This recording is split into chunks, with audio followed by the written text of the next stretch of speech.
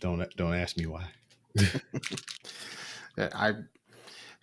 My daughter will talk about like all these random things and typically give the name that you're like, okay, you've never heard that name before. Like, how did you come up with that? Although one name she keeps going back to is Addison or similar names. So, Addison, and then she'll just go to the alphabet: Madison, Caddison, Daddison. Like was that the name game? Banana Fana Fofana? Kinda, but it actually came about that part. It came about from she had a whole bunch of Barbies. They're down here somewhere, and she called one of them Addison, and so I said, like, what's that one? And she said that's Addison as well. So I said, well, surely it's got to be like the next one. It's like Addison or something. And then she kept asking me what the next ones in line would be. And then So it's your fault. yeah, I started that, and then all of a sudden, it seemed like everything just became Addison. If she needed a template name, and then she would change it and say, actually, no, it's this, and it'll just be all these random names that she just throws together. But it always starts as Addison. Mm-hmm. Let me wolf this down real quick. Go ahead, your show.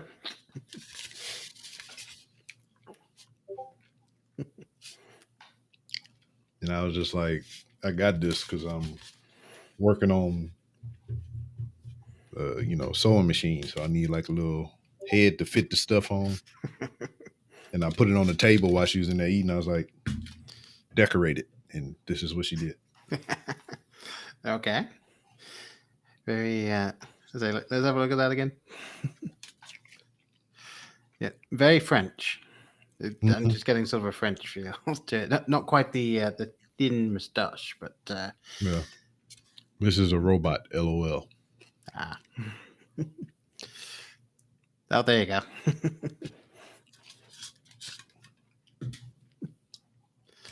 Mm-hmm. Now I wish I could. It's been so long since I watched the first episode of the reboot of Doctor Who, but I would have called it the name of the mannequins from that. I don't. Have you seen any of the new Who's? I haven't seen any Who. You haven't seen any Who at all? Okay, fair enough. I only know of it through pop culture references. Yeah, that's fairly typical. Especially over here, you either find people that are really, really into it or haven't seen anything. And then it's been going on since like the 50s or some shit, hadn't it? Yeah, I think the first series was sometime in the 60s, and then it ran through how many different doctors was it? It was 7 different doctors through the original series, and then they also did a sort of a made-for-TV movie thing with Paul McGann, and that was all he was in. Because I think they were trying to kind of kickstart it again because it had been a while, and then they made that, and I think they were trying to make that to be the next thing, and then nothing came of it, and then they restarted it in 2005 with Christopher Eccleston as the Ninth Doctor, and that just took off. So yeah, it's an interesting show. I wasn't into the original Who for some reason. I think I was talking with someone about it. It's kind of interesting because like Doctor Who was always synonymous in England with somewhat schlocky sci-fi. It was a show that you knew what you were getting into. It never had the biggest budget. It was made very cheaply. That's what I've always heard of it. Yeah, and so like you could sometimes see the strings. You could tell it was someone like kind of wheeling off screen or pushing a door to automatically open and close it. So it felt very low budget, and I don't know if just from what I was watching, I was used to slightly more slick productions, and so I just couldn't get into it. I didn't quite buy into it, and then when Eccleston came in, and he knocked it out of the park. I mean, he was phenomenal as the Doctor, and that really hooked me. And then David Tennant came in after the first season back, and David Tennant, for me, even though I absolutely love Eccleston and he doesn't get the recognition that he deserves for that role, David Tennant is my Doctor, because everyone has a Doctor, and so Yes. he's definitely mine, and he was fantastic. And that, I believe that he was going to do good things anyway, but I really think that just rocketed him up as well. Because he was in that. He was also I don't know if you've seen the Harry Potter films, but in in Goblet of Fire? I think it's Goblet of Fire. He's Barty Crouch Jr. in that. So yeah, he's the one that, spoilers for anyone and seen it. He's the one that pretends to be Mad Eye Moody throughout the film, and then he changes back at the end, and it was just like, oh, that's Tennant. Okay.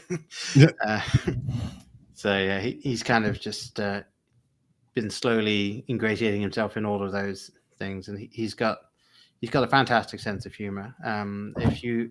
If you're able to, there's a series that he did. He did Good Omens with. Oh yeah, I seen that. That's hilarious. Yeah, it was only like 6 episodes or something, wasn't it? Yeah, I mean it's based on the book that was Terry Pratchett and Neil Gaiman. Terry Pratchett unfortunately died several years ago. Phenomenal writer. That shit was hilarious. Like when the car caught on fire or some shit.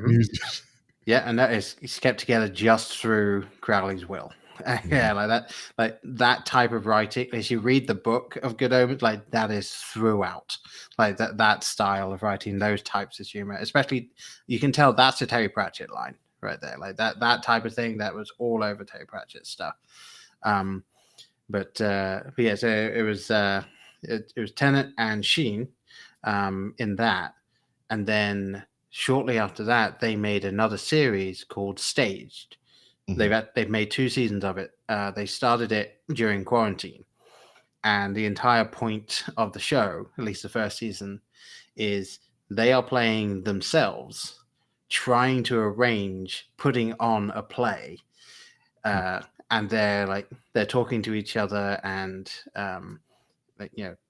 practicing, but all of these weird things are happening. Like there's stuff with their agent that just keeps messing things up. Like people keep dropping out of it left and right. And they're just trying to deal with trying to put this on. There's an entire episode where the running joke is they keep arguing over who's going to be billed first. And throughout the episode, the credits come on screen in the order that they're talking about it. And so, and it actually, the end of that episode has one of my favorite little endings that they did for the series, because they've been going on and on about this. They've been arguing like, okay, so they've got the same middle name, so that doesn't work. They can't use that something like, and then David Tennant spends a thing because Sheen has won the argument, saying that he's going to be billed first, and David Tennant's saying, I'm considering going back to my my non-stage name, legally going to that and going by that from now on. And oh yeah, what is it? And so he gives the name. It's like, well, that works. I can see that. And he goes, well, you know what that means, don't you? And Munchkin just kind of looks at the camera for a second, and it's just like, no, and then it cuts, right? Just like and it's something where that particular joke had been stopped halfway through the episode, and it's not referenced at all, and then it's just that final little button at the end. So damn, have you seen is a series? I think they had 3 seasons of it. It's called Miracle Workers.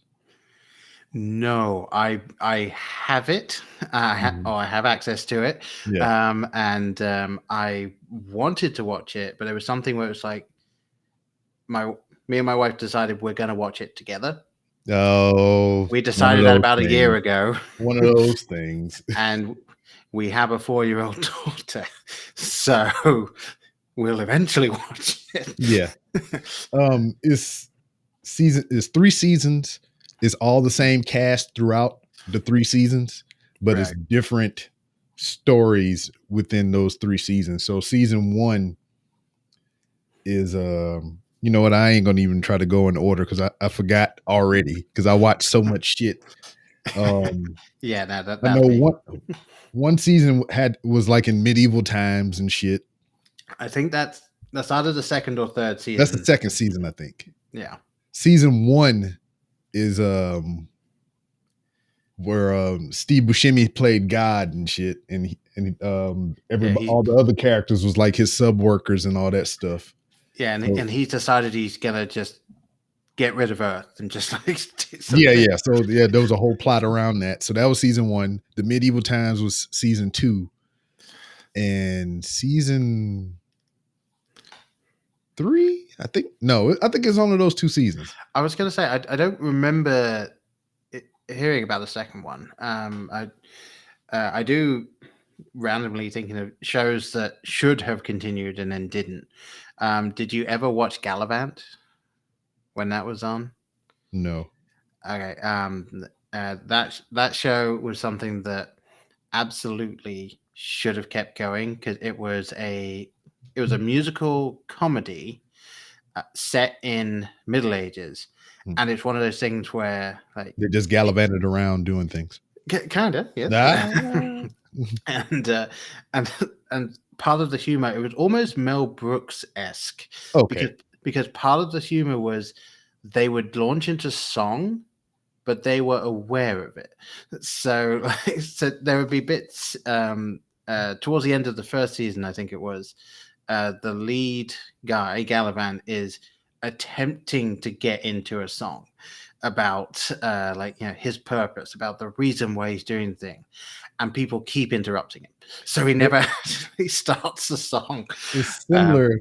I just binge watch all 14 seasons of Always Sunny in Philadelphia.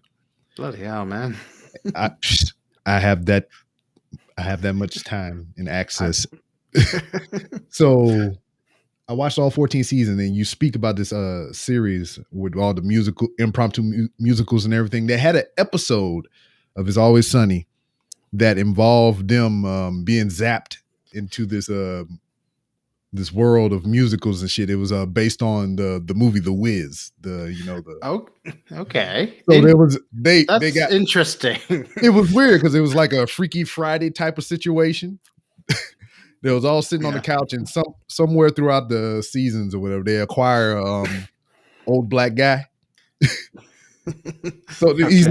not, he's just an old guy, not Yeah. putting emphasis that he is black. So it's just like, Right. and it's almost like a force of habit thing, whatever. Just like, hey, where's old black guy? He's like, no, it's just old guy. Oh yeah, you're right. You're right. But anyway, they had a movie night, and Right. it was old black guy's night to pick a movie, and he picked The Wiz. So they were Okay. all watching The Wiz, and they was having banter about The Wiz, and then they got struck by lightning, and Ah. they did like a Freaky Friday switch to where they, as white people, were turned into black people. And Okay. then also to spin on top of that, since they were watching The Wiz, it was a musical. So they just impromptu sung about different things and situations and everything about being black and all kind of crap. They even was doing a little dance down the street and everything like in The Wiz. Yeah, the Wiz. I saw that once when I was too young to fully understand what I was watching. Mhm. Uh, in fact, I was so young I didn't realize that the Scarecrow was Scarecrow was played by Michael Michael Jackson. Jackson, and I didn't know the other artists that were Mhm. in that, so I couldn't appreciate it. I didn't know all of the different people that were in it. So Yeah, it was just something that was on randomly. Growing up in England, there's before we had cable, because in England, very odd, like compared to over here, doesn't make any sense. However, in England, it makes perfect sense. I think we say that a lot about each other. Yeah, it doesn't make any sense. Yeah, it doesn't really work. But why is a cookie a biscuit and a biscuit is a cookie? Well, because in England there's no such thing as what over here in America you would consider a biscuit. That doesn't exist. So yeah, but yes, in England, if you're talking about, oh, there we go. Hi. Hello. Right. Night. Good night. Yeah, there you go. But yes, when you're looking at just terrestrial television, as it's called, before everything went digital, you would need some kind of aerial on your roof. Obviously, that happened here as well. Areola. But what would happen is, depending on how high the area was and depending on what area you were in, you would get access to 3, 4, or 5 channels. 5 if you were very lucky. And they were BBC One and BBC Two. ITV. That narrows it down. Yep. You got ITV, which was Channel 3. Then Channel 4 was very, very, very smartly named Channel 4. And then you also had 5, which was Channel 5. Now, Channel 5 was only really available if you were nearer to the actual broadcasting towers. So if you were getting into really, really rural areas, chances are you wouldn't get Channel 5. And then BBC 1 and 2, they were funded entirely by the licensing fee. Because what happened is, if you had a television, you had to pay every single year a license for that television. So it would be, if it was a color TV, it's changed a bit now. It's a little bit more expensive because everything is as you go through. But color TV was around about £100. So back then, that would have been the equivalent of about $160 for the year. If it was black and white TV, it was more like £65. So maybe $100, something like that. And you would pay that because they actually had people that could go around, and they had devices that could tell if you had a TV in the house. And if you didn't have a license for the household, then you would be fined a lot. So they would do that. And so my question would be, is the fine more than the actual fee? I'll be like, yeah, man, just pay the damn fee.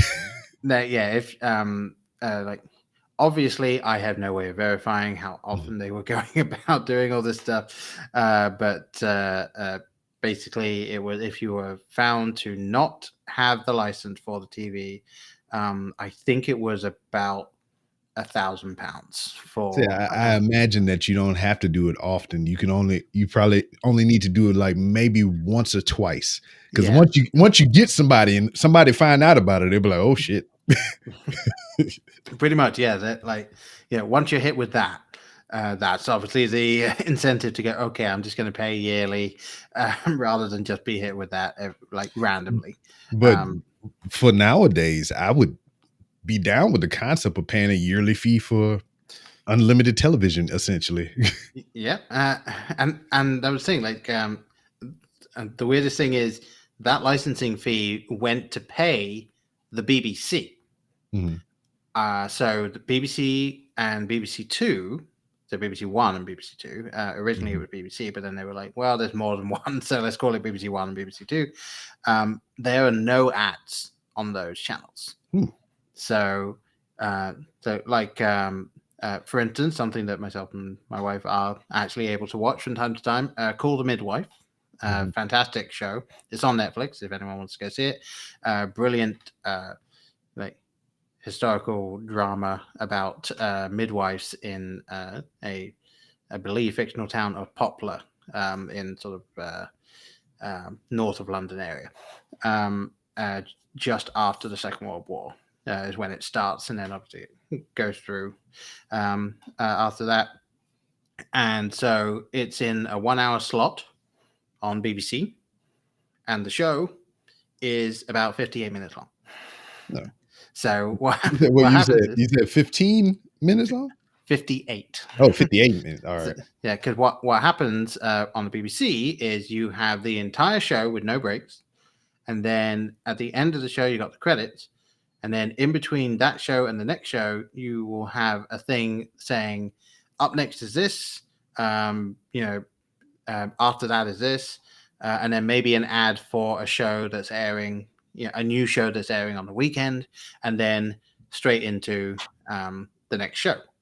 So compare that to over here, where if you have a 1 hour slot on TV anywhere, it's only 42 minutes of content. And it's I've never understood why anyone would be okay with spending as much as you have to spend on cable television over here, ads and still have all of those ads. It's ridiculous. It's like, obviously, an HBO shows, like, you pay this for that, and you can get that, like, HBO. I think if you get HBO out for the entire year, obviously their stuff is way higher budget, but like that type of thing, it's like get rid of the ads, and like for the year, that's about the same as the the licensing fee in the UK. So I don't understand why so many people still have cable. And what I'm finding out now with all these new streaming services coming up with like HBO Max and Peacock and all these other things is that they are starting to get bundled into your utilities. Because as of currently, I get HBO Max for free because of my internet provider. So right. It comes with that for free. I know if you have Cox Cable or I forget what the Xfinity or some shit, you can get a Paramount for free. Right. You can get with Verizon, you can get the whole Disney bundle for free with your unlimited bill. Yep. And at least for the first year, I'm not sure if it continues after that. It's completely free if you have an unlimited plan with Verizon. Really? Okay. Yeah. So, but this is the thing though, because I have the unlimited plan with Verizon, but I have the original unlimited plan. So you don't have the new one. So I have true unlimited Verizon. I'll tell you the difference between the new unlimited and the grandfather unlimited that I have. Okay.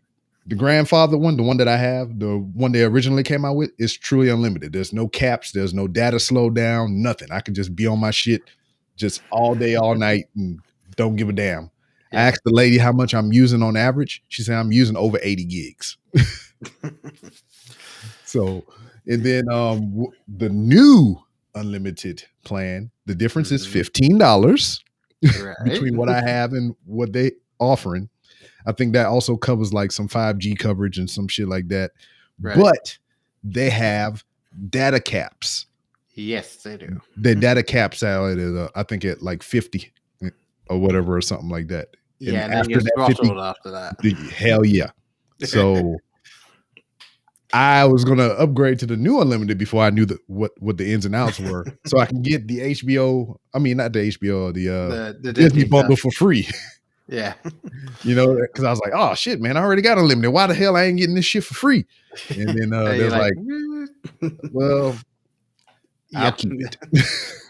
Yeah, no, my phone, I don't think I ever turn the Wi-Fi off if I'm around a source of Wi-Fi. So actually going through a little bit of a weird thing because my wife relatively recently got the newest Google Pixel, or at least the newest Google Pixel at the time. They may have just come out with a new one. Yeah. There too many new phones. But she got that, which meant it's a 5G phone. And we, ever since I moved over to America, we have been inside my father-in-law's Verizon plan because it was just easier. So basically, I was just one of 4 lines on that plan because it was my father-in-law, my mother-in-law, my wife, and me. And we've just been doing that. I think we're giving him money for this bill and that bill every month anyway, so it just kind of rolled into that. But as it turns out, adding a 5G phone to this bundle has thrown everything for a loop. And so he has finally said, long overdue. I fully admit that. Yeah, We it's definitely about time for you to turn over this Netflix password because yeah. I mean, we just like we reached the point where he's like, okay, like this is messing us up enough that it's a hassle. So you guys can go and get your own plan. I think what's probably going to happen is we'll stick with Verizon just because the coverage around here. Yeah. We need Verizon if we want that to work. We're already with Verizon, so hopefully it's a fairly easy just port over. We should be able to keep the numbers, and then we'll just get our own plan. So maybe we'll do that and get like we already have Disney Plus. So I think I'm somewhat of a creature of habit. I've had the same cell phone number for over 10 years now. Yeah. And I'm always tempted to change it because in 2011 I freaking bought a car in Jacksonville, North Carolina. That's where I got the originally got the phone number from. It's a 910 area code. So okay. I bought a car in 2011 in Jacksonville, North Carolina. And ever since then, I get calls about the vehicle warranty. And I was like, dude, I got rid of the car like 3 years later. I don't even have it anymore. So why are you calling me about this damn vehicle warranty and shit? And then also I get calls about like supporting the local fire department and shit. I was like, man, why am I gonna support your shit? I don't even live there. People trying to get my damn mortgage down and shit. And I was like, how do you have my number and why are you calling me? Yeah, that's weird. Like that setup because I can't even try and guess the number of like spam phone calls that I get a day. Like even though every single day at the end of the day I go through and I block and report every single number that is not relevant. And sometimes they even leave voicemails and I get to listen to them. My biggest cause for annoyance when I originally got the phone is that the number that I have now used to belong to someone called Angela, who also lived in the area that I now live in. The reason I know that is I have taken my car to our local Walmart because it has an auto center there. I've had my tires checked. I've had the oil change. And so they look it up by the number and it's her. They look me up by the number. It's got her name down there. So every single time I go, they ask my number. I give it to her. And I said, my name is not Angela.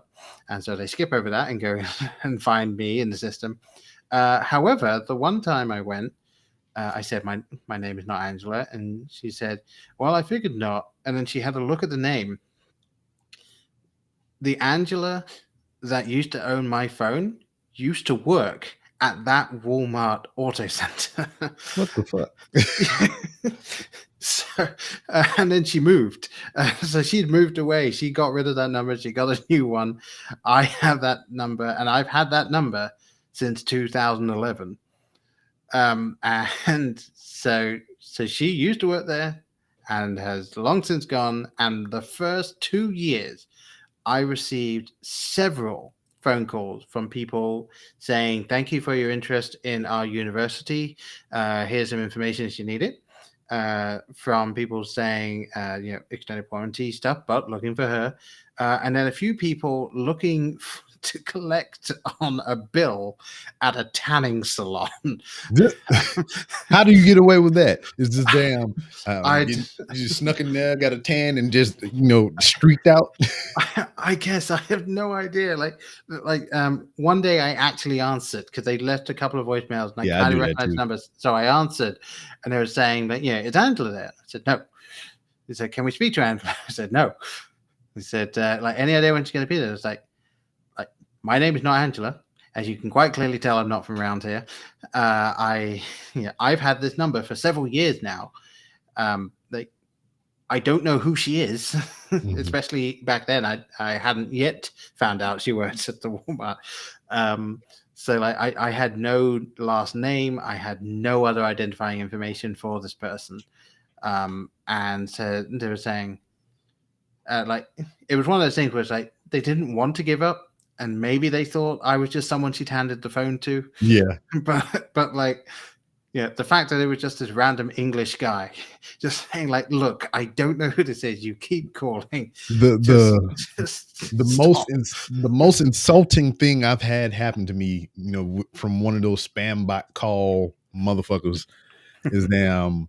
A lot of the call centers are in India or whatever. So when you hear somebody speaking with that accent, you're like, oh, here we go. So my birth name is Shannon. Right.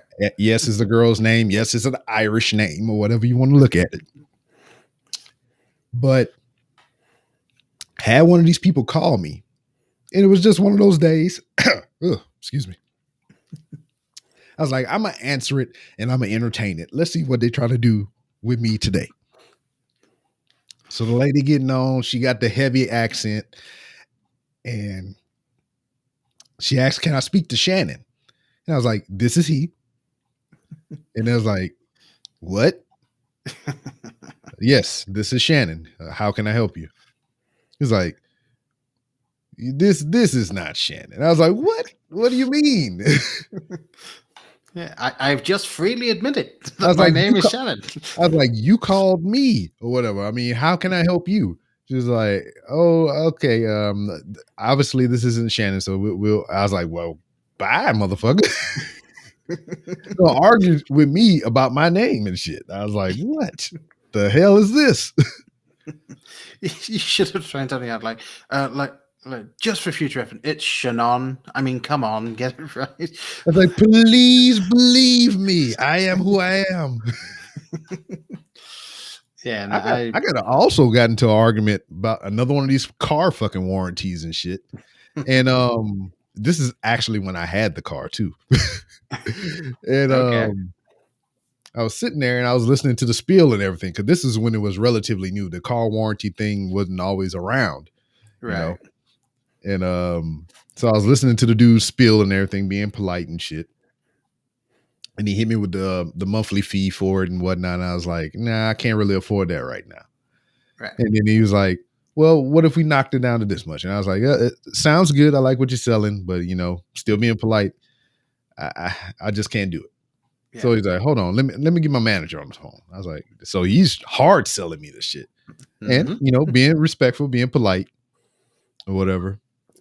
Dude get on the phone, he started giving me the woes and everything. He said, if you don't have this warranty, this could happen. Then you have to come out of pocket this much, Vice paying this much a month, yada, yada, yada. And I was like, yeah, I know. I mean, I get what you're saying, brother, man. I mean, it sounds like a good thing. I mean, it's just not in the budget right now. He's like, so what is your issue?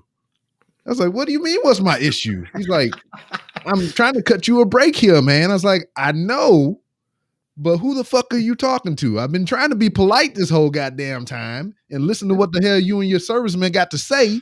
But you, and I hung up. Yeah, I love that.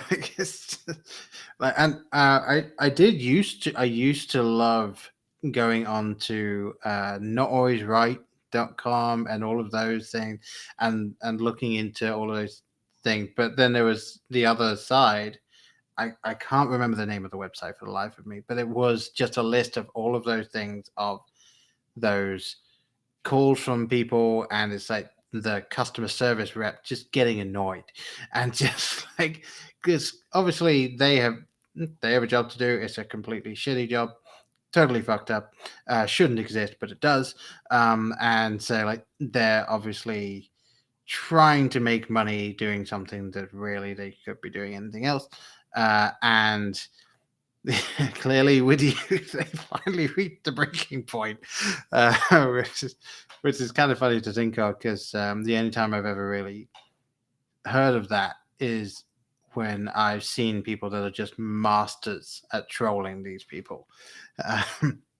Like my favorite thing that ever happened to me when it comes to those people trying to get you with something, and this was like the full-on original scam, was when your landline would, and this was in England, the landline would go off. You'd pick it up because this was back when you couldn't even see the number. It was just the phone was ringing. Quick, pick it up. And the person on the other end of the phone was trying to tell me that my Windows computer was flagging in their system that there was an issue, and that I needed to get on it. I need to check it. Like they could remote in and all of this stuff. And so, like I'm talking with them, and they're saying like, okay, so we have as your address says, it's currently on. We can see it's on. It's having some issue. I'm the only one in the house, and I have a MacBook. So I'm sitting there, just like, you're sure? And there's like, yeah, like there's a ping coming from here, that a virus or something in the system. And I was like, okay, hang on. And so I went and I sat down next to my computer, and it wasn't even on, but I sat down next to the computer and I'm tapping at the keyboard. And I'm like, okay. And they say, all right, so like when you do this, what happens? And I said, well, nothing. They said, what do you mean? It's like you're moving the mouse? And I said, well, I'm using the pad. It's not doing anything. And they said, oh, well, that must be the issue then. Like, can we have your password so we can log in? And I said, well, I can give it to you, but it's not going to do you any good. They said, why? I said, well, the computer's off. I turned it off. They said, well, no, you need it to have it on. So it's like, oh, okay, hang on. So I turned it on. And because I absolutely hate the noise, I always have either my headphones plugged in or the volume off, so you don't get that noise that the Mac does. So I was able to turn it on, and I was huming them for a little bit longer. And so they were finally like, they're saying like, okay, so we can tell, like if you go into settings, it'll say this, and like as someone that grew up with Windows computer, I knew exactly what they were saying and where they were going with it. And so they got to this point and said, okay, so in your settings you can see this, this, and this. And I said, no, I can't. And they said, like, you're in setting. Yep, yeah, I'm in setting. Like, and you can't see this. I said, no, I can't see that anyway. I said, well, what do you mean? It's like, well, see, I have a Mac. And then the phone just went dead. I had them for about 12 minutes. So I was hitting all this, like keeping them away from someone else because I had nothing else to do at that time. But I hate. I'm hating them. It's just like, I want you to be off my number. I don't want you on my shit. It's just like, sometimes I answer them and I'll be like, hey, what do you want? It's like, well, we want to refinance your home. I was like, well, I just did it. I got like 2.3% on my shit, the making up shit. And it's like, oh, that's really low. So we'll try back. I was like, no, don't try back again in 6 months. I said, put me on the do not call list. And they were like, okay, we'll do that, and yada, yada, yada. Not even 10 minutes later, another motherfucker calling me about my goddamn mortgage and shit. And I was like, what the fuck? Unless you can get me minus 1%, I am not interested. Mm-hmm. I will happily have someone pay me to pay my mortgage. I'll do that. So I know we talking a lot about phone scams and everything, but this is one of the things that I wanted to do since I got you here. Oh dear. you, everybody hear your accent and everything. We know you're from England and all that other stuff because from what you talked about here in the last 30 something minutes. How in the hell did you get over this way? And why did you leave your lovely home of England to come to this place? Well, as per tradition, I boarded a plane and that brought me over. So that's the how. But no, obviously you're more interested in the grand story as to why someone like myself would bother moving to America. Now, granted, when I moved to America, and maybe this will get rid of half of your audience straight away, Obama was still president. So at that time, I had no issue with some of the things that were happening in America. Everything was fine as far as I was concerned. I let the record show that he said there was a black president and everything was fine. Yeah, no, absolutely. I am actually reading his book. Right, I'm halfway through it, and I've always loved the way the guy spoke, the way he was able to get his point across. The book reads exactly like exactly like that, and it's wonderful. I actually, to tangent a little bit, I watched Stephen Colbert's show when he was interviewing him as the book was going to come out, and Stephen Colbert was saying, so you were initially trying to write a book about the lead up and your time as president, and it was going to be, you were looking to get it at about 500 pages, and you wrote a book about the lead up to presidency and the first 2 years of it, and it came out at 800 pages. Do you think that if someone else had ghostwritten it for you, you'd have got it down? Because the man can talk well, but he talks a lot. Oh yeah, he does. Yeah. He also was saying, because if you get the audiobook, Obama reads the audiobook, and he was saying like couldn't you get someone else to read it? It comes in at like 12 hours. But yeah, no, if I were able to vote, I'm not yet. I'm not a citizen at this time. I am a residential alien still, so I cannot vote in elections. But I myself am more liberal when it comes to the type of things that I support. So generally leaning towards the Democratic side. So yes, the last several years we just sweep under the rug at this point. That's kind of but yes. So the original story basically it all started because I'm a fan of Harry Potter. Shocker! I grew up in England at the time the books were coming out. Of course, I'm a fan of Harry Potter. My parents got us a copy of the first book shortly after that came out. I was just at that point old enough to be able to just kind of take it and read it by myself.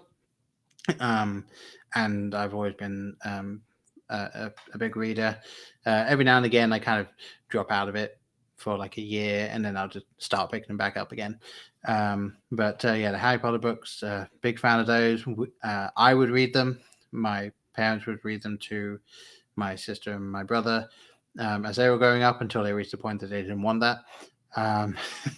My sister refuses to read a book that is bigger than this.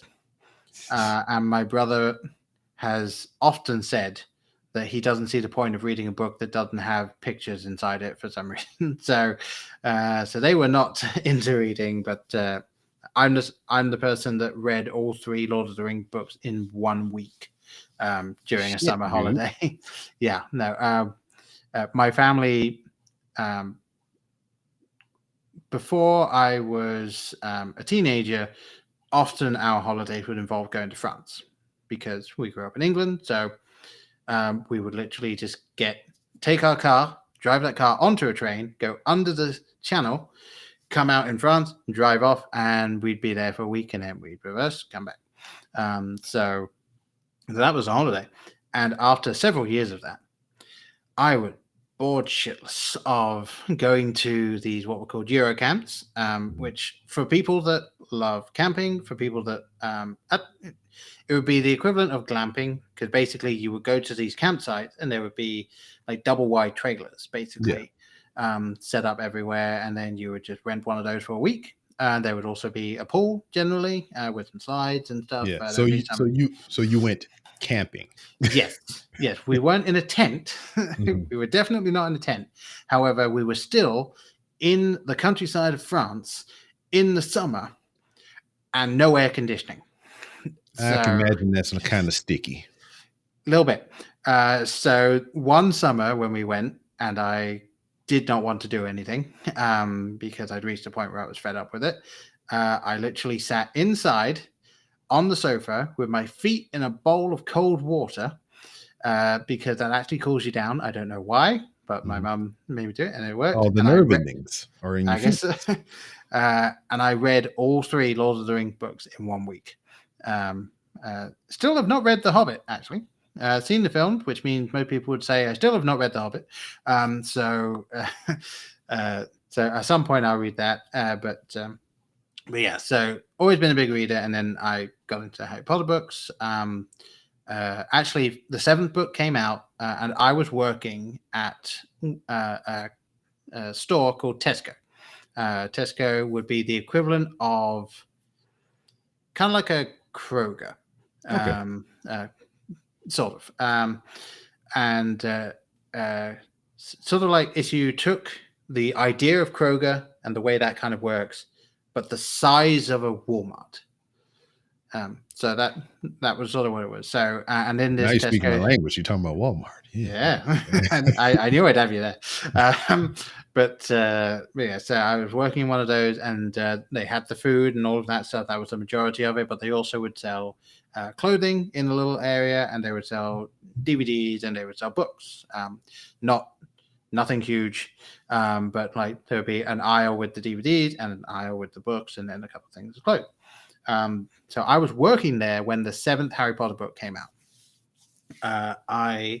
Because my parents were set up with the local bookstore and they were ordering all the books through there, they had ordered it and it arrived at our house at 6 o'clock in the morning the day it came out. I was working that day at the Tesco at 9 o'clock. I got the book. I started reading it. In England, when you're growing up, you can start learning how to drive when you're 17. Mm-hmm. You can take your test when you're 18. I had absolutely no interest in learning how to drive because you had to pay for your car, you had to pay for the insurance, you had to pay for the petrol, you had to pay for the yearly test to make sure it's still roadworthy. And the way actually that works in England, you take it into the local garage. Or garage, depending on however you want to say it. I knew what you were saying. It's just funny to hear you say it. Yeah.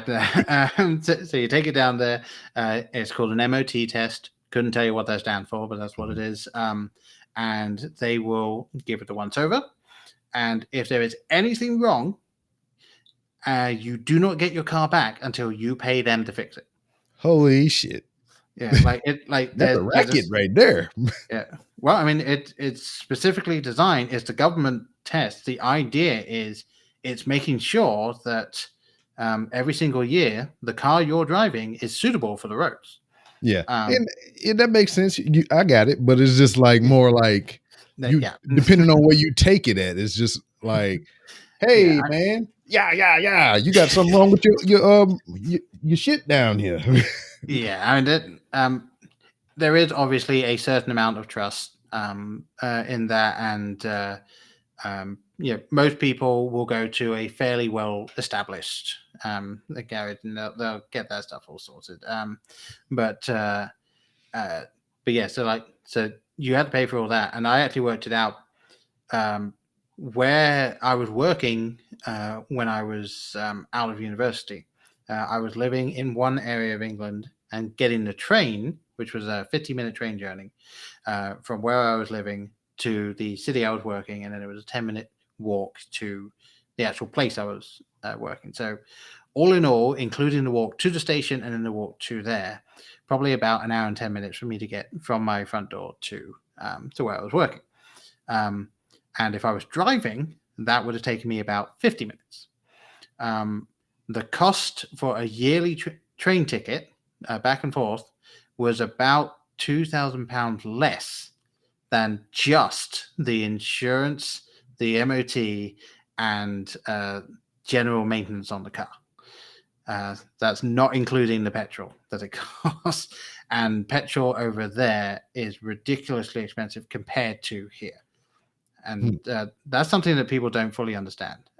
Like to fill a car, like let's just say my car right here. So I've got a 13-liter or 13-gallon tank, and that will take about like somewhere between $20 and $30, like depending on the cost of the day to fill.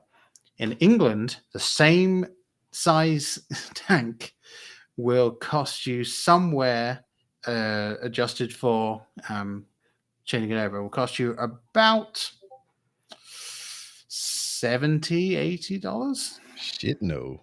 Mm-hmm. Yeah, I mean it. Like the cost of petrol in the UK is so much higher. However, like so much other stuff is not like it's way cheaper overall. So it's a very strange system because obviously if you hear that and you go, well, crap, if I had to spend $90 just to fill my car, like, yeah, I wouldn't go anywhere. I wouldn't do anything. Whereas in England, that's going to be one of your most expensive things that you ever spend money on outside of, say, house stuff or, things like that. Because they got to get you somewhere, right? Yeah. Well, I mean, obviously in England, the NHS, unless you're going to be paying for, you can go to a private hospital. There are some things that aren't covered by the NHS. Not many, but there are some things that aren't covered. But anytime you go to the doctor, anytime you go to the emergency room, anytime you have a hospital stay for pretty much anything, no bill. Mm-hmm. So, like, imagine that. Then, with the exception of some places you can buy health insurance that will help cover things, or maybe at private hospitals you will be seen quicker for some things than through the NHS. But yeah, just imagine that. Imagine if you never had to pay for health insurance. I don't know. I kind of almost want your gas situation over the free health insurance. Right? and I'll take some high ass gas if I can get some free health care. Exactly. And so that's the thing. Like, imagine, can you hear, like, wow, that's triple my weekly, let's say, petrol bill. Okay. But then you don't have the monthly cost just for insurance. And then anytime you go, you don't have the copay. The only thing that sometimes you pay for would be prescriptions, depending on what you get. But even still, they're not expensive. They're really not.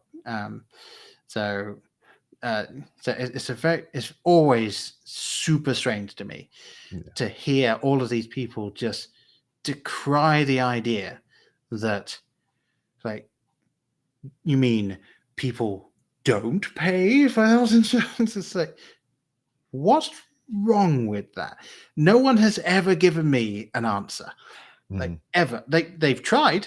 They've tried to talk about the free market and explain like how things are done. But it's like, yeah, but if all you did was like increase a little bit of tax here, just, like not even much, just a little bit, and then like change the way that this system works so that there's no price gouging, because the reason that there's price gouging is because the current system is in place.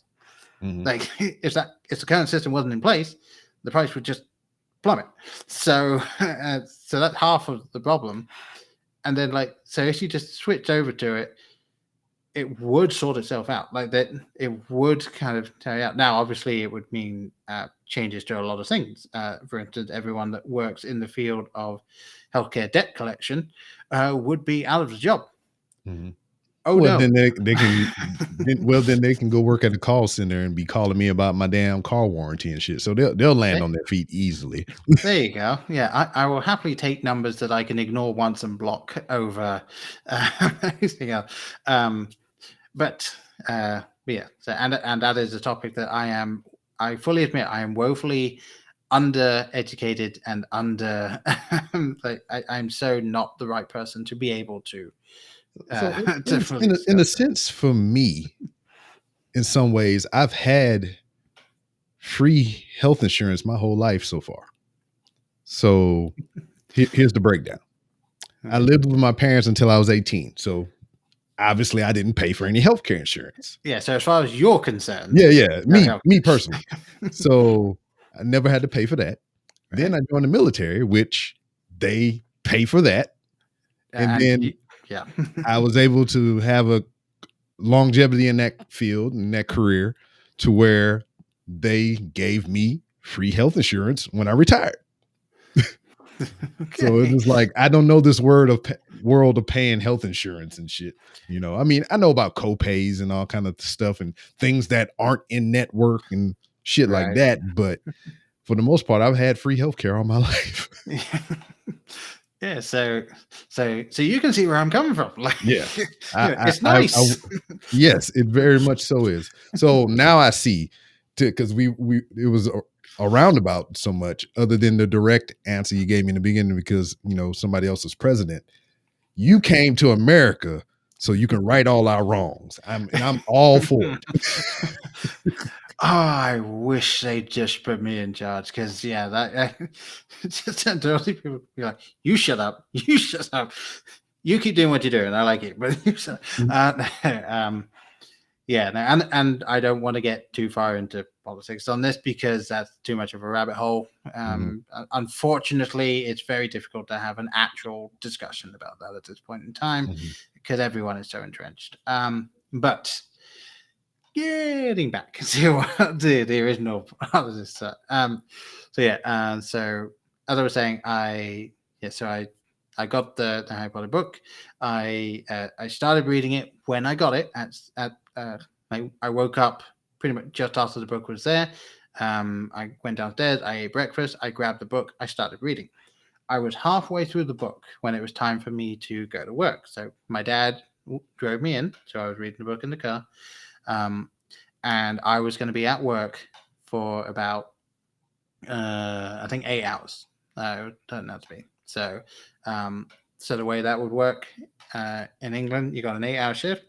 You'll work a couple of hours, take a 15-minute break, few hours, take a 30-minute lunch, few hours, 50-minute break, few hours, end the shift. So that basic understanding. And I finished the 7th Harry Potter book on my lunch break. So like I'm a fast reader. No shit. You think? Yes, and so like I was sitting in Tesco at the tills because I was working the checkouts. When I was initially forced to get the job because my mum decided that I needed to have a job. So she filled in the application form for me and took me to the interview. And the person said, "So what is it you want to do?" And I said, "I want to be stacking the shelves. I want to be out the back, basically interacting with the customers as little as possible." And they said, "Well, you filled in the form for the checkout position." And I said, "Did I?" And my mom said, "Yes, you did." So that was me for 2 years. I was the till person, and so I was sitting at the till watching people check this book out. Like pretty much my entire shift, every single person that came through had a copy of this book. And after that lunch, I was like, "I could spoil this for you. I could spoil this for you." And I hate when that stuff happens to me, so I never actually would do that unless someone specifically told me to, and even then I probably wouldn't have, because Yeah, other people because I around. want you to form your own opinion. I don't want you to have this preconceived notion of this film based on what I said. Yeah. So like even when somebody asks me about spoilers and shit, I'd be like, you might like it, so just watch it. Yeah, and if somebody comes to me and says, "I'm not going to watch it," what Mhm. happens? Or I'm not going to watch this for a couple of years. I'm probably not going to remember what happened. Like at that point, I I'll know those say, people. "Okay." I know those people to be liars. Yeah, one thing that I run into when I was growing up, my brother was one of those people that while the film was going on, if he knew I'd seen it before, he would ask me questions I hate about it. the character. I hate it. I fucking hate it. It bugs me to no fucking end. If we are in a room together and we are watching a movie, especially if you know that I have not seen this movie, why in the fuck are you asking me questions about the goddamn movie? Because I don't fucking know.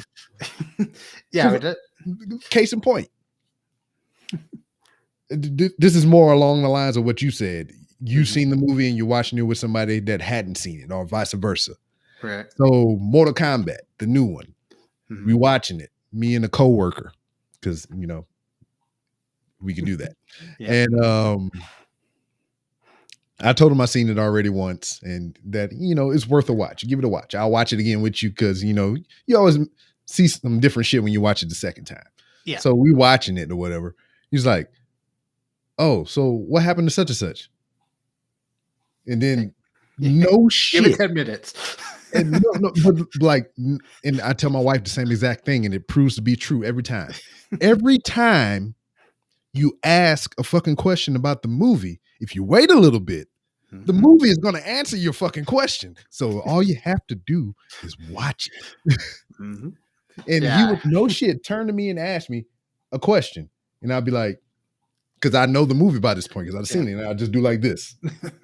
And they would explain the answer to his question. I was like, watch the fucking movie.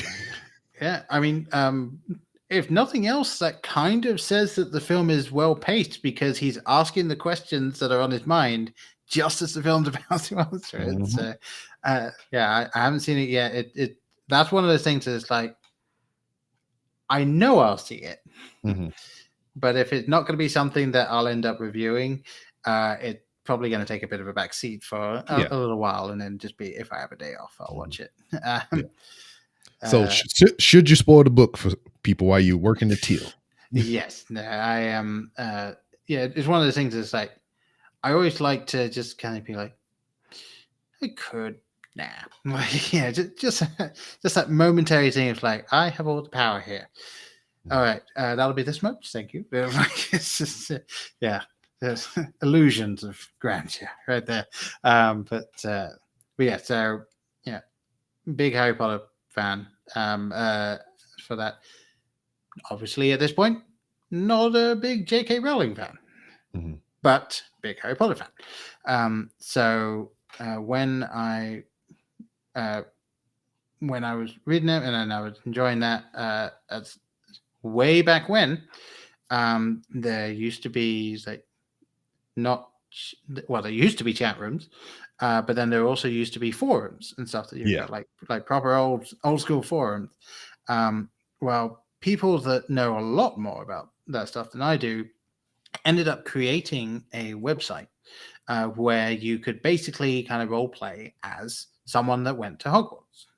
So, like, people actually spend time creating like lessons that you would read, and you would do homework on if you wanted to engage. You could engage at any level you wanted.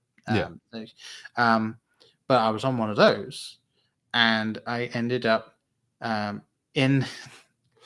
And here's fun. I ended up on the Harry Potter website in one of the many out of character stuff, in a thread about Captain Planet. Yep, just okay. That is when I had my first ever interaction of any sort with the woman that is now my wife. And it like and it was in a thread where we had decided, for reasons I've long since forgotten, I don't remember the name of the site, I don't remember any of the stuff, but we had just decided, because we'd all figured out that we enjoyed Captain Planet, to attempt to do in order the Captain Planet theme tune, like typing it out one after another. Oh no. And we never managed it. So Probably that almost is akin. Have you seen all of Stranger Things thus far? I have, yes. So that's akin to the never ending story thing. A little bit. And yeah, it was yeah, definitely follow of you type stuff. Like, it was just weird time. Mhm. And I ended up talking to her a little bit more and more, and then we talked off the site, and we would just keep talking, and it reached a point where I realized, like, I realized I was thinking about her way more than anything else, anyone else before. I freely admit I am a cold-hearted bastard, or at least I was. I have softened somewhat ever since I had my daughter. So that I just becoming a dad has definitely changed a lot of things. But in general, when it comes to like genuinely thinking about other people and stuff like that, like I don't get homesick. There are times where I will miss English food and think, proper fish and chips. I'd love to go get that sometimes. A kebab. Now, when I say a kebab, over here they're known as heroes or gyros, as people that don't understand how you're supposed to say it would call it. So in England, you will go to a kebab shop and you walk in, and there's that giant elephant leg rotating. Just rotating and everything, and they cut the slab off. Yeah. They slice them right off. And so if you were to get a kebab and chips, then what will happen is they'll slice it off.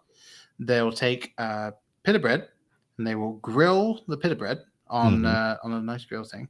They slice it down the middle, open it up, and shovel the meat inside. Mm-hmm.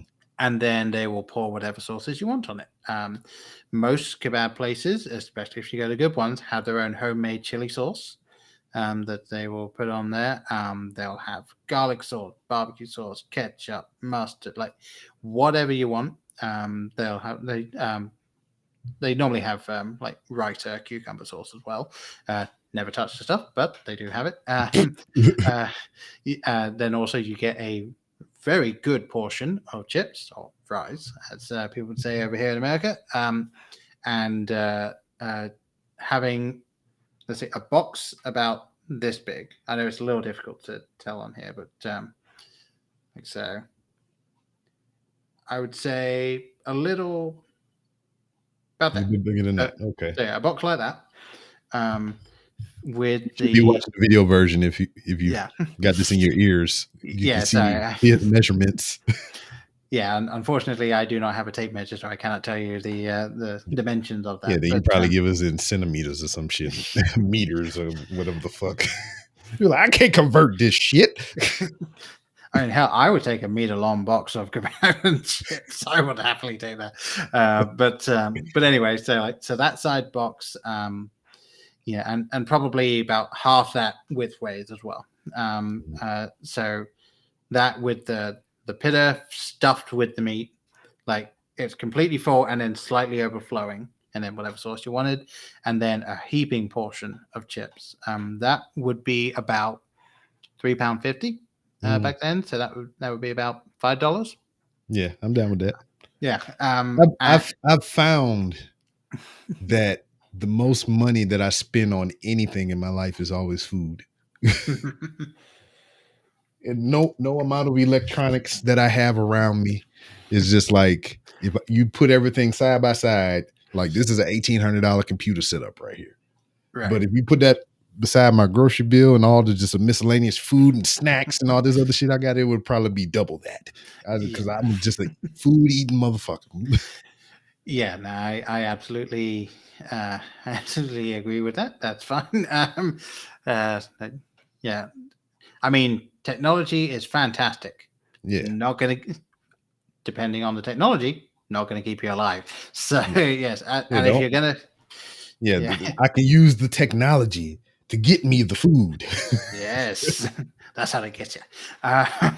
But yeah, so and these kebab shops typically open till about 4 a.m.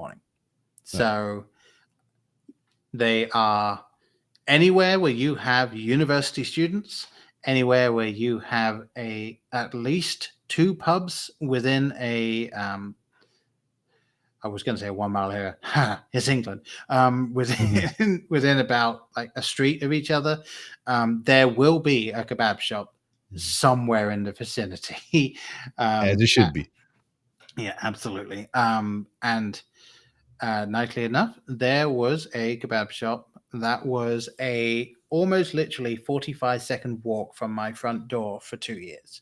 And that was when I was working either very, very, very, very early morning shift or very, very, very late evening shift. So if I was ever working evening shift, I would walk past my front door, go to the kebab shop, and I was in there so often that about every 3 or 4 journeys in, they just wouldn't charge me. So I went more often, and I definitely put on some weight there. They even at that one, because not all of them can do it, depending on what they have. They name one after you. Yeah, that would be nice. But no, they did deep fried Mars bars.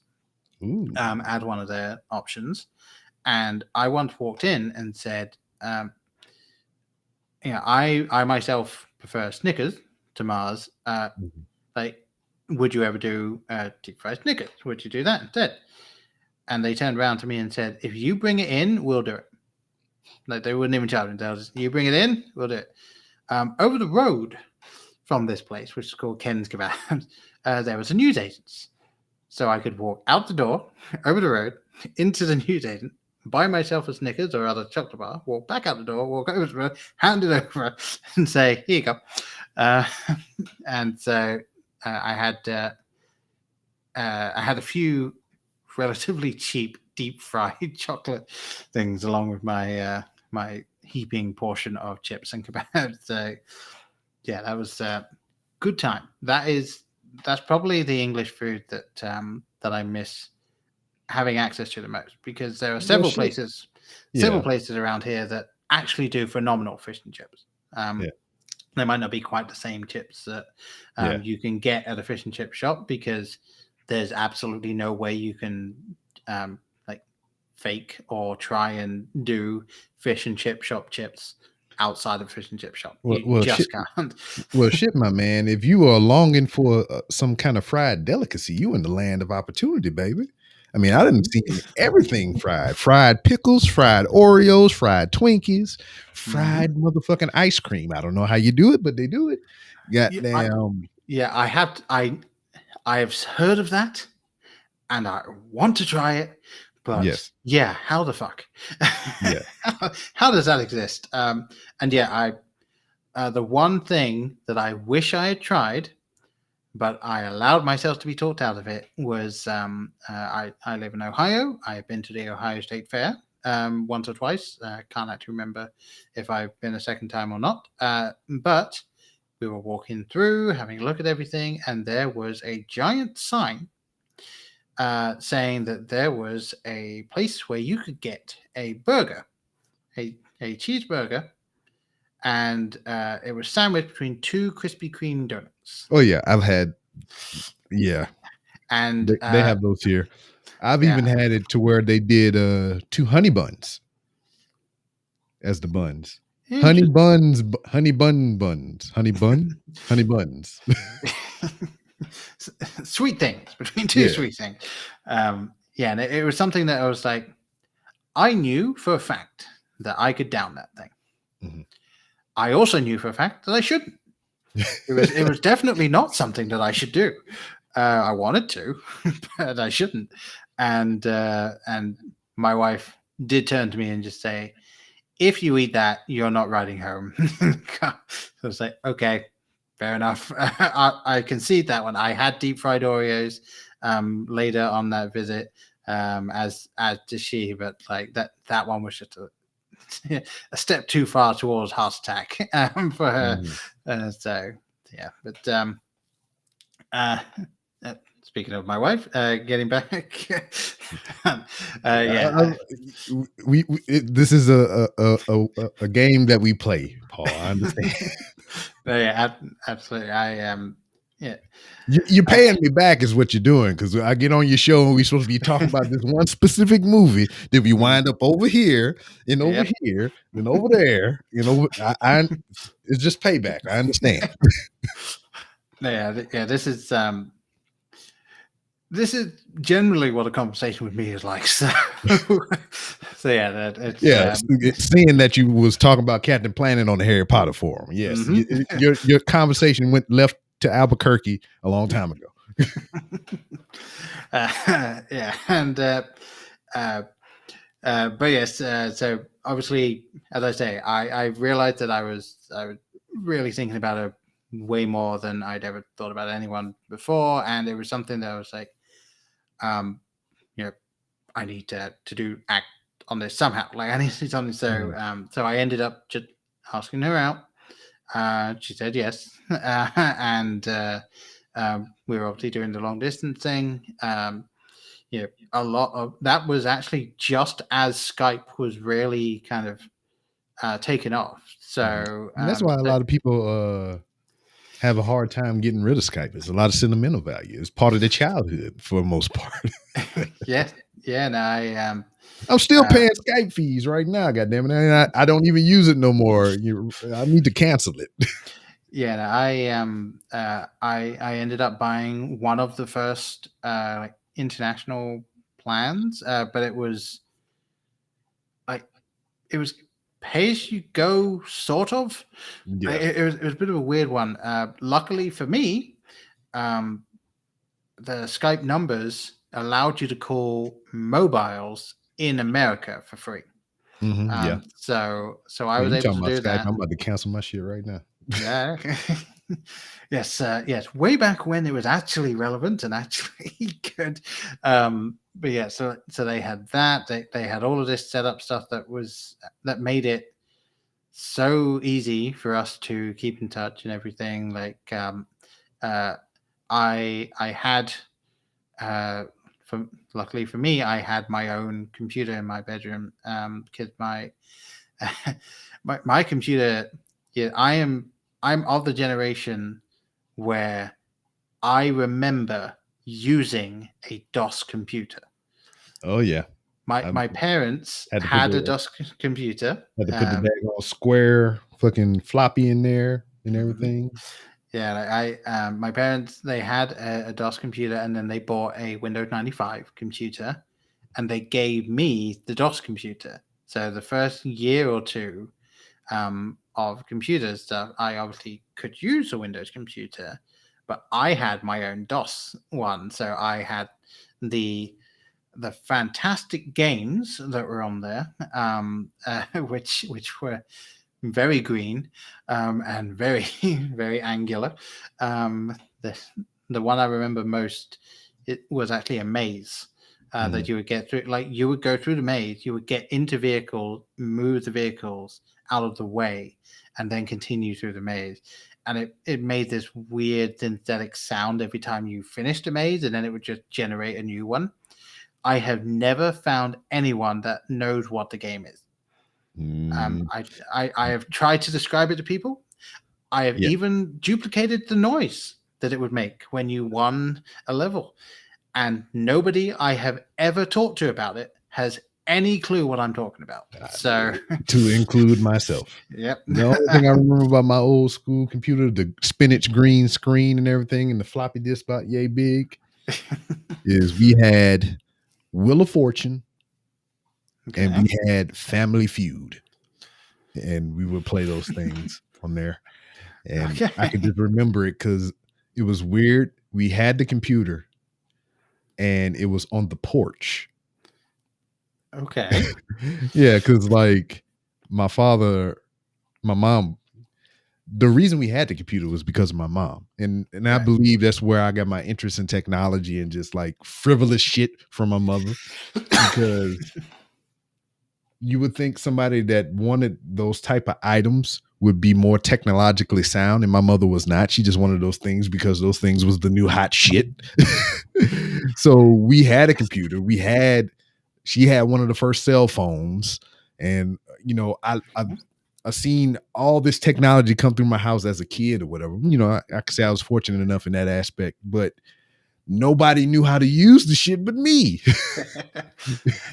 Yeah, So no, it's just crazy. I resemble that remark. Yes, no, there's one of my favorite stories that I love to tell every single time it comes up, and my mother hates that I tell it every single time it comes up. I had an MP3 player back when they were starting to take off as well. I never had an Apple one. Not true. I think I had an an iPod Nano at some point for like a year before I ended up going like, well, this isn't working anymore, and I don't want to spend that much money on a new one. I'm just going to get something off Amazon for £10. Dude, let me tell you, I fought Apple as long as I fucking could. When the MP3 thing took off and then they started making the iPod, I fought it to the bitter end. I had a goddamn Zune. I had every version of the Zune that they released. That the big brick one that kind of resembled the original freaking iPod. Then I had they made a slimmer one. And then they wind up making a touchscreen one. I had every iteration of the Zune that ever came out. And I loved that thing to fucking death. I bought at least 5 of those things, you know, and those motherfuckers was expensive at the time when they were relevant. And when they discontinued service and Microsoft stopped making them, I was so fucking sad because damn, I had to get an iPod. Yeah, no, I quite clearly remember going through, because what would happen was the first MP3 player I ever had was about £10 off of Amazon. I'm fairly certain it was. Ordered it, got shipped to my parents' house, and because I was still there, and it was a USB stick that you would put into the computer, and you could get just plug headphones in it, and you just transfer the files. Yep. You could get a whopping 100 songs on that thing. And so it was your own personal curated hit list of everything you were listening to at the time. And so I would listen to that, and I would wear out the battery every single day, because those things were not built to actually be listened to in long periods. So yeah, that was it. And then I ended up at some point getting the iPod ones that were about that big, like you could just about get them in your thumb index finger, and it had the little screen on it, and it had that wheel, so you had to roll your thumb around to get that to move. I had that for about a year, and then I ended up, I think it cracked, and I was like, I'm not having my parents spend stupid amount of money on that. I'm not going to spend my money on that, because even though I enjoyed it and I started listening to podcasts on that, actually, I wasn't going to spend that much money on a new one. So I got something that it was called a Zen something. I remember the brand was Zen, and it was a fairly blocky thing, definitely thicker than the iPod stuff, but it was a solid piece of tech, and I raved about it enough that my mother decided that she was going to get it, because she wanted to listen to music outside of just sitting in front of the computer. And my mother has a computing degree. I want you to remember that fact. My mother went back to university after I had gone to university, after she was no longer having to deal with my brother and sister going through school. She went back to university as I was at university and got her computing degree. And then I was in, I think it was my last year of university. She'd already got the degree. She got this thing, and she called me up one day to say, "Hey, are you coming back this weekend?" Because I think once a month or something I would go back just for the weekend and do that. And he said, "Can you come back? Because I'm having an issue with this thing. Like, I had put all of my music on it, and all of her music was 30 albums at that point." She was like, "Every single time I make sure it's all on there, and I go to use it, and it just keeps playing the same album over and over." This album was by the Kaiser Chiefs. Anyone wants to look it up? I don't think it was Employment. I think it was the next one, but I can't remember the name of that off the top of my head. But anyway, and I said, "Okay, fine." I was planning on coming back anyway, so I'll be back in a few days. I'll look at it, see what's going on. And I'm racking my brains trying to think, what could possibly be going on here? Like, probably wasn't pressing save or import. You've almost hit on it. So like, I've been using this thing for years at this point. Like, I knew exactly how it worked. Like, once it's on there, and she was assuring me that she could see on the computer that the files were on there. It's like, once it's on there, it's on there. Like, it's not wiped, especially if she's playing music through it. It's on there. So I was like, okay. I came home. I'm racking my brain, trying to figure out what's going on. I walk in the door. She practically just hands it to me as I walk in the door. Here you go. Pretty much, yeah. I got the hug, and as I step out of the hug, here it comes. And she's like, "Look, here it is. Like, can you tell me what's wrong with it?" And I look at it, and what I can see is it's the album. Like, the screen's on. It's the album. It's halfway through a song, so it's on there.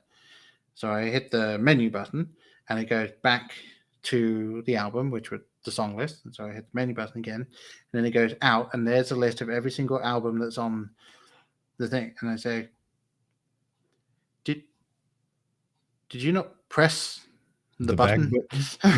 And she was like, "What?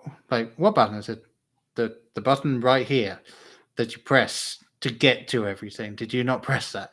She said, "Well, no. Does it not do it automatically?" I'm like, "You have a computing degree. You went to university to learn how computers work. How did you manage to mess this up so badly?" So, I mean, I couldn't complain because I was home. I had free meals for the weekend and everything, and then I went back up. But yeah, like that was probably the most technologically inept I've ever seen my mother. But yeah, I've always loved seeing technology grow, and I firmly believe that I'm of the generation that was really on the cusp of everything there, because I remember having to deal with dial-up. I remember not having dial-up at all or any type of shit, Yeah, no, that's the thing. The first few years growing up, I did not have access to internet. Then just as I'm reaching the point where, like, I would be able to really start using technology and getting into it. Like, my parents got the computer, they got the internet, which with the internet, that's when they got the Windows 95 computer. So I got their old DOS computer, and then I got their old 95 when they got the 98. And so, because for some reason, whenever they went up in operating software, they also upgraded the computer. So I just got the old one each time. I'm not complaining. Yeah, I was happily taking this. But, yeah, and then aside, we was talking about Skype a little while ago. Yes, we what is 30% of $2.99? 30% of $2.99. Yeah, $2.99. 30% of $2.99. Okay. So that would be to 29.9. So let's just go 29 and then times that by 3. So that'll be 87. So that's about 88 cents. So I'm trying to cancel my shit, and it was like, we'll give you 30% off your next bill if you stay. So you'll be paying a whopping $2.12. And then because like I pay a recurring fee for a Skype number, and I pay for the, because you have to you get minutes, so I pay the little fee a month, so that's $2.99, so a little over $10 a month that I pay for this shit. So they're offering me a free month for the phone number and 30% off the bill to follow.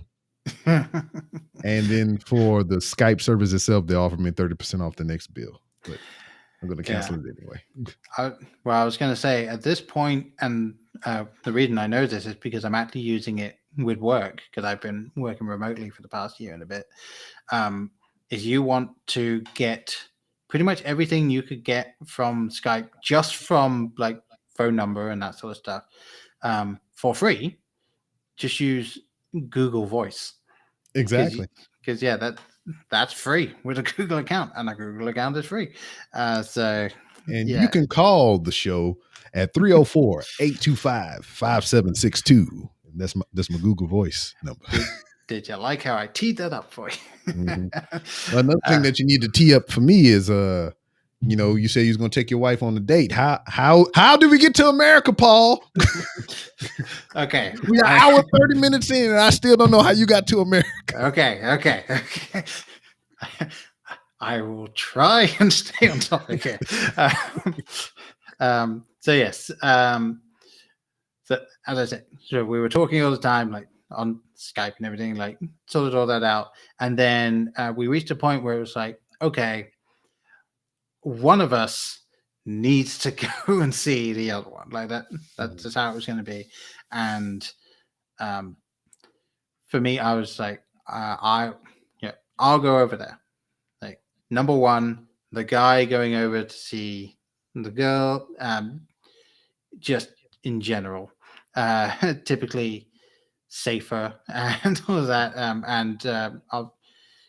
For people that are like, well, yeah, it could be anything, like, obviously at this point, you don't want the lady coming over there. You got like Jack the Ripper running around and shit of all that.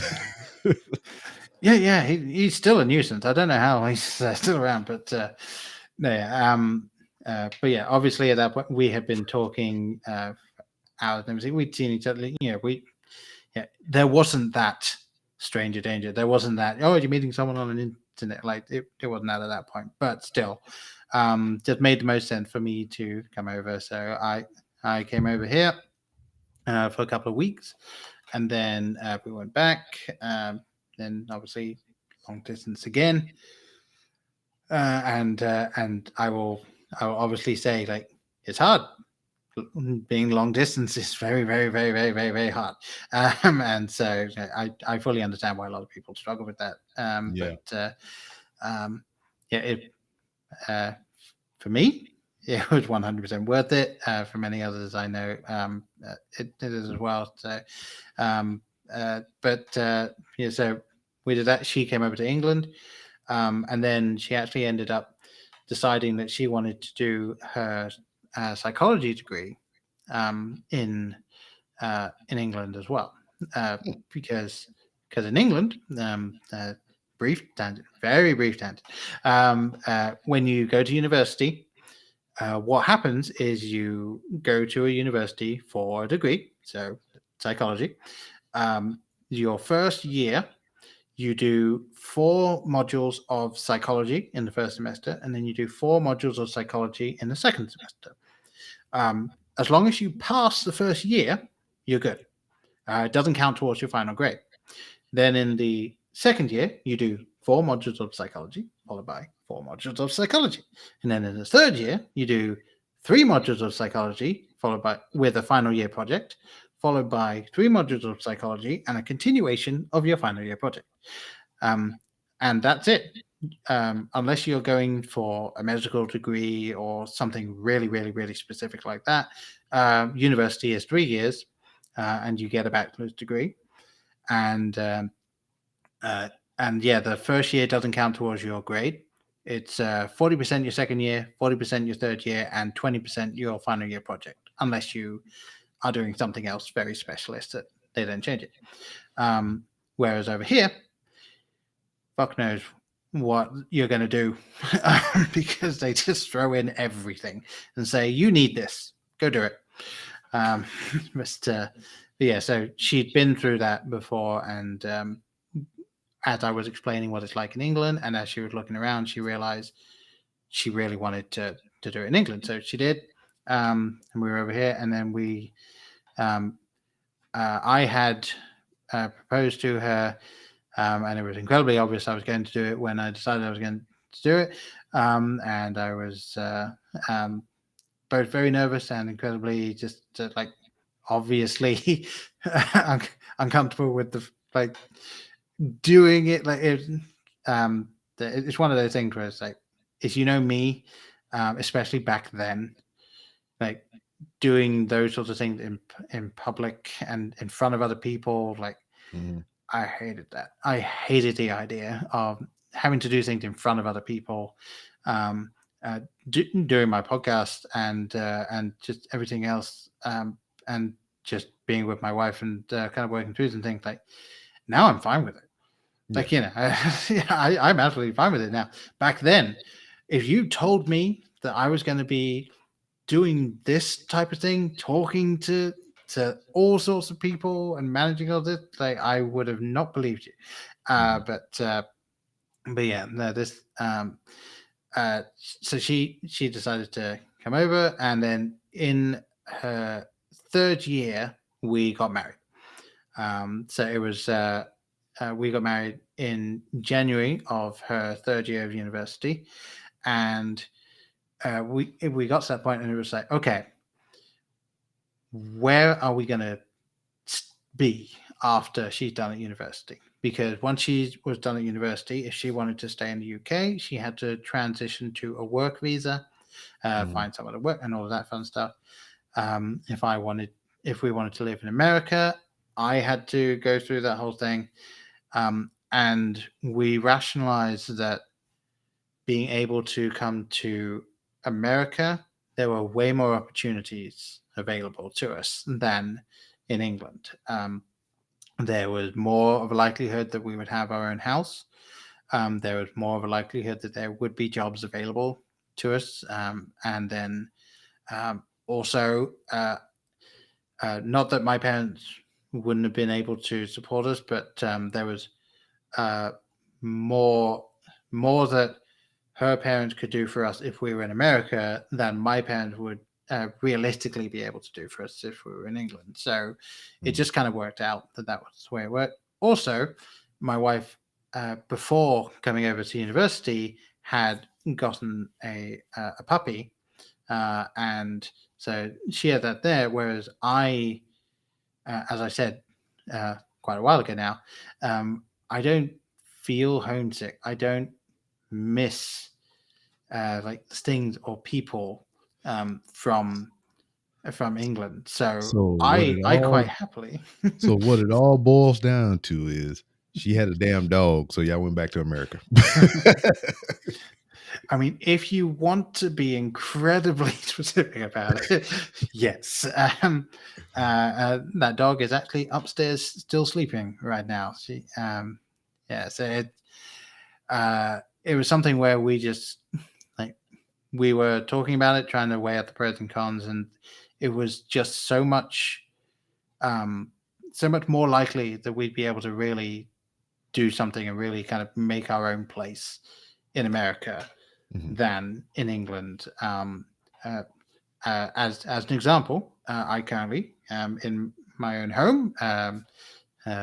We refinanced the mortgage last year because of because you got 30 fucking calls asking you about refinancing your damn shit, right? Actually, my dad was the one that really pushed it because he is a stockbroker.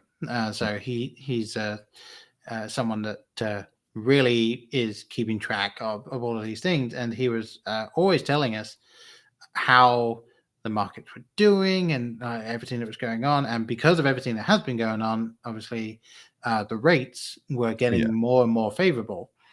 And so we did have an FHA loan when we got this place, and that was the only place we could get with my credit, because my credit was non-existent. And that's catch-22 in and of itself. Because when I came over, man that didn't want a car because he can ride the train for less. Well, that's the thing. Before moving over here, I had to learn how to drive because I had never. And on the right side.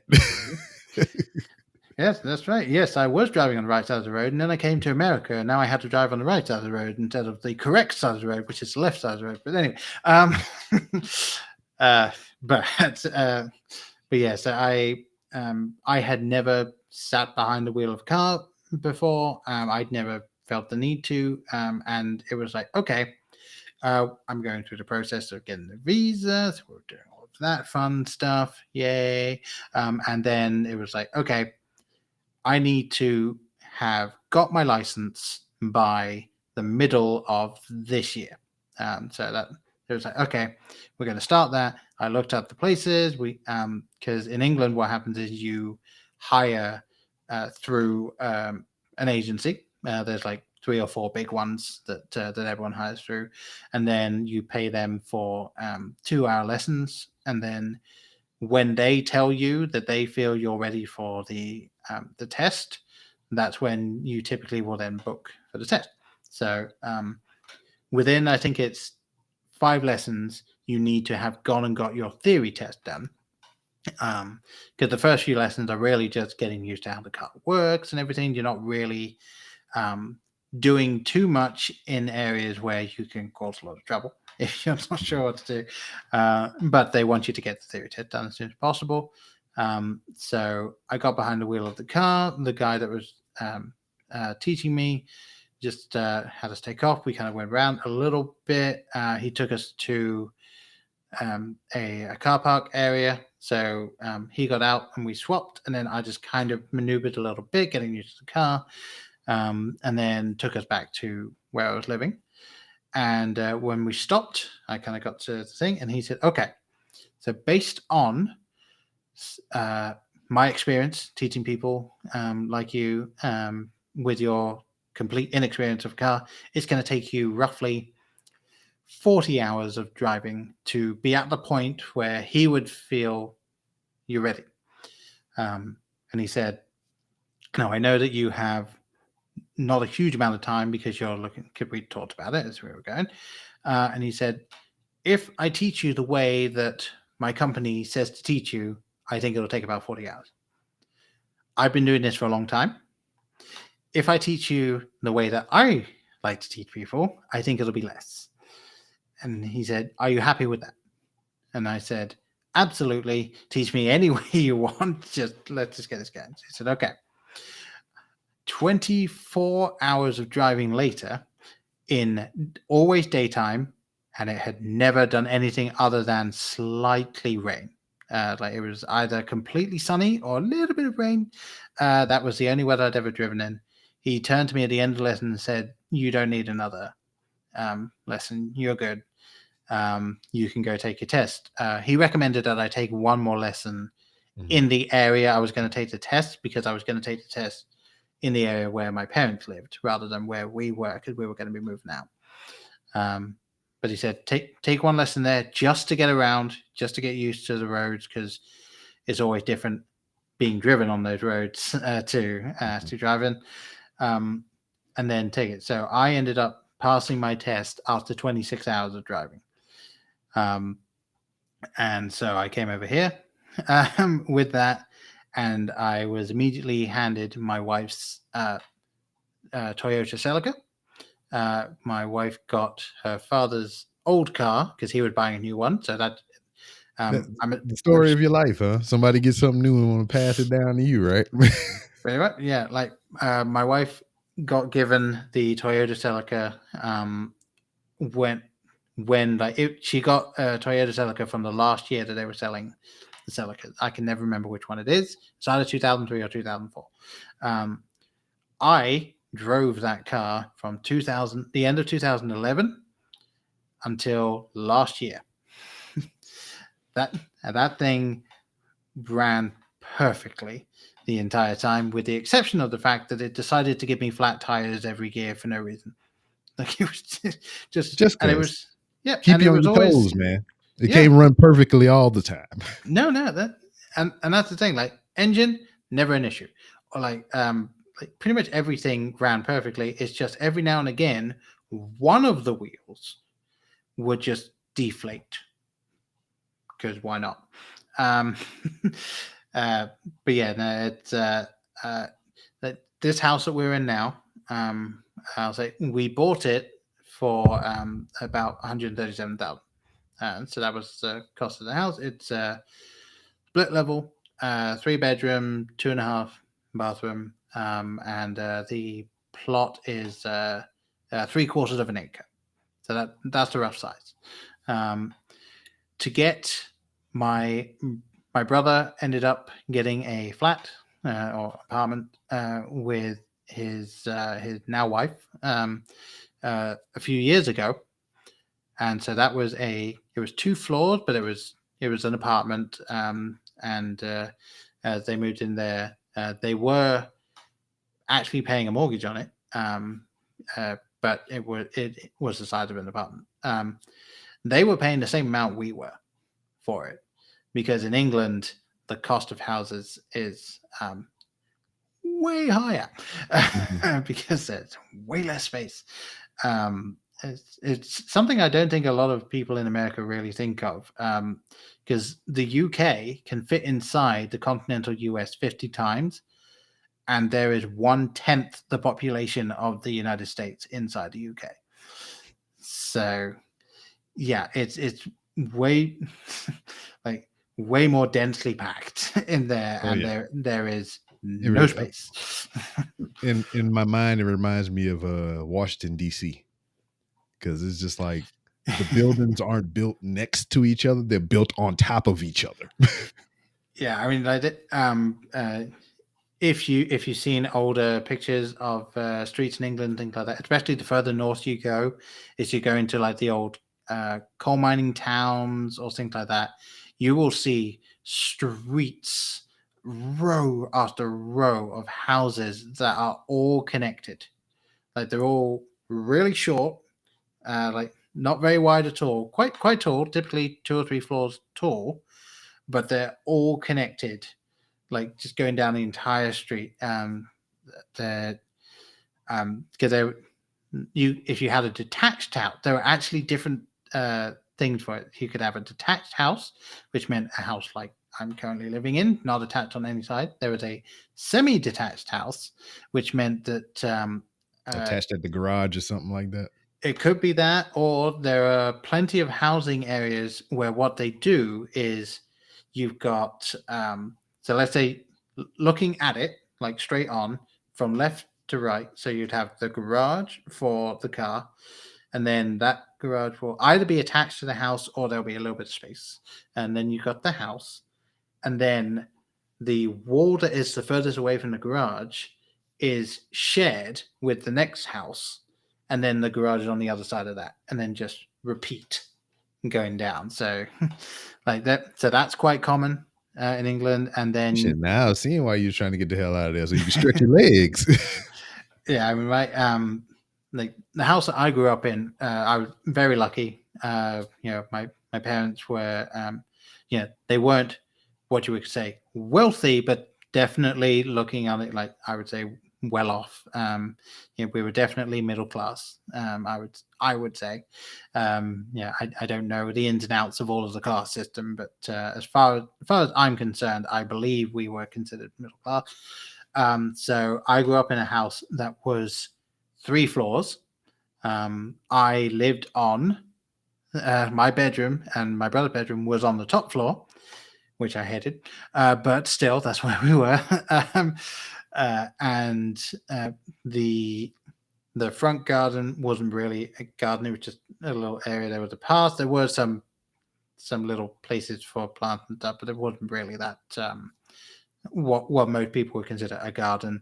And then at the back we had a full garden, so obviously the space to play and everything, and nice area. But it was, I think the entire plot would probably be less than half an acre, if probably a quarter of an acre actually. And it had a 2-car garage, which was relatively extravagant, really, for some of the area. Most places only had a 1-car garage, but they would have a big driveway to park cars on. That house they moved out of about 5 years ago at this point, maybe 6 years ago. That house sold for £500,000. Shit. Mm-hmm.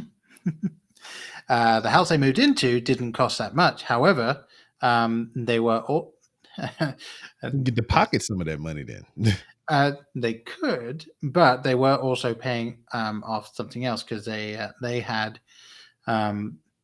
put down money on a house in France. That what they were doing was they were building. They were kind of working on that, kind of getting it up so it looked nice. My aunt has lived in France since she was 19, and she lived about 20 minutes away. So she was kind of able to help out with that house. They were renting it out at times and things like that. And they ended up selling that as well. So like they were, some of the money that was from, as far as I know, some of the money that was from the sale of the house in England went to dealing with that as well. So yeah, it's been interesting. Yeah. But yeah, like I say, kind of rounding up. So saying that, you know, from where you're from or whatever, it's not so much that you long for and everything. You're not so much homesick. Yeah. Since being in America or being exposed to America, because we like to expose ourselves to you. What have you enjoyed the most of such thus far? What about America? I can't even talk. Okay, no, that's fine.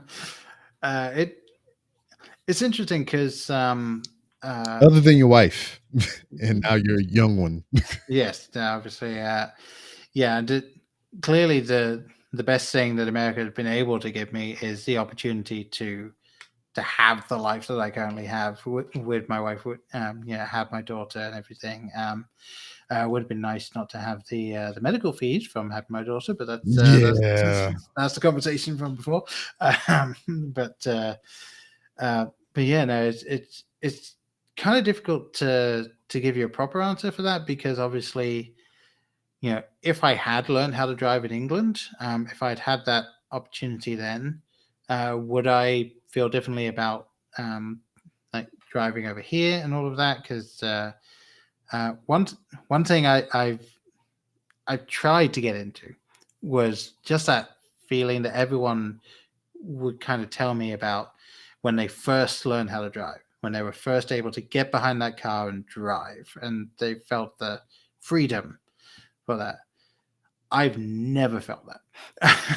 I've never sat in my car and gone, I could go anywhere. I don't, and maybe it's because, you know, obviously over here, you need to drive. Like if you want to go anywhere, unless you live in New York or something like that, you need heavy to be transit able to drive. allows heavily on the transit system or whatever.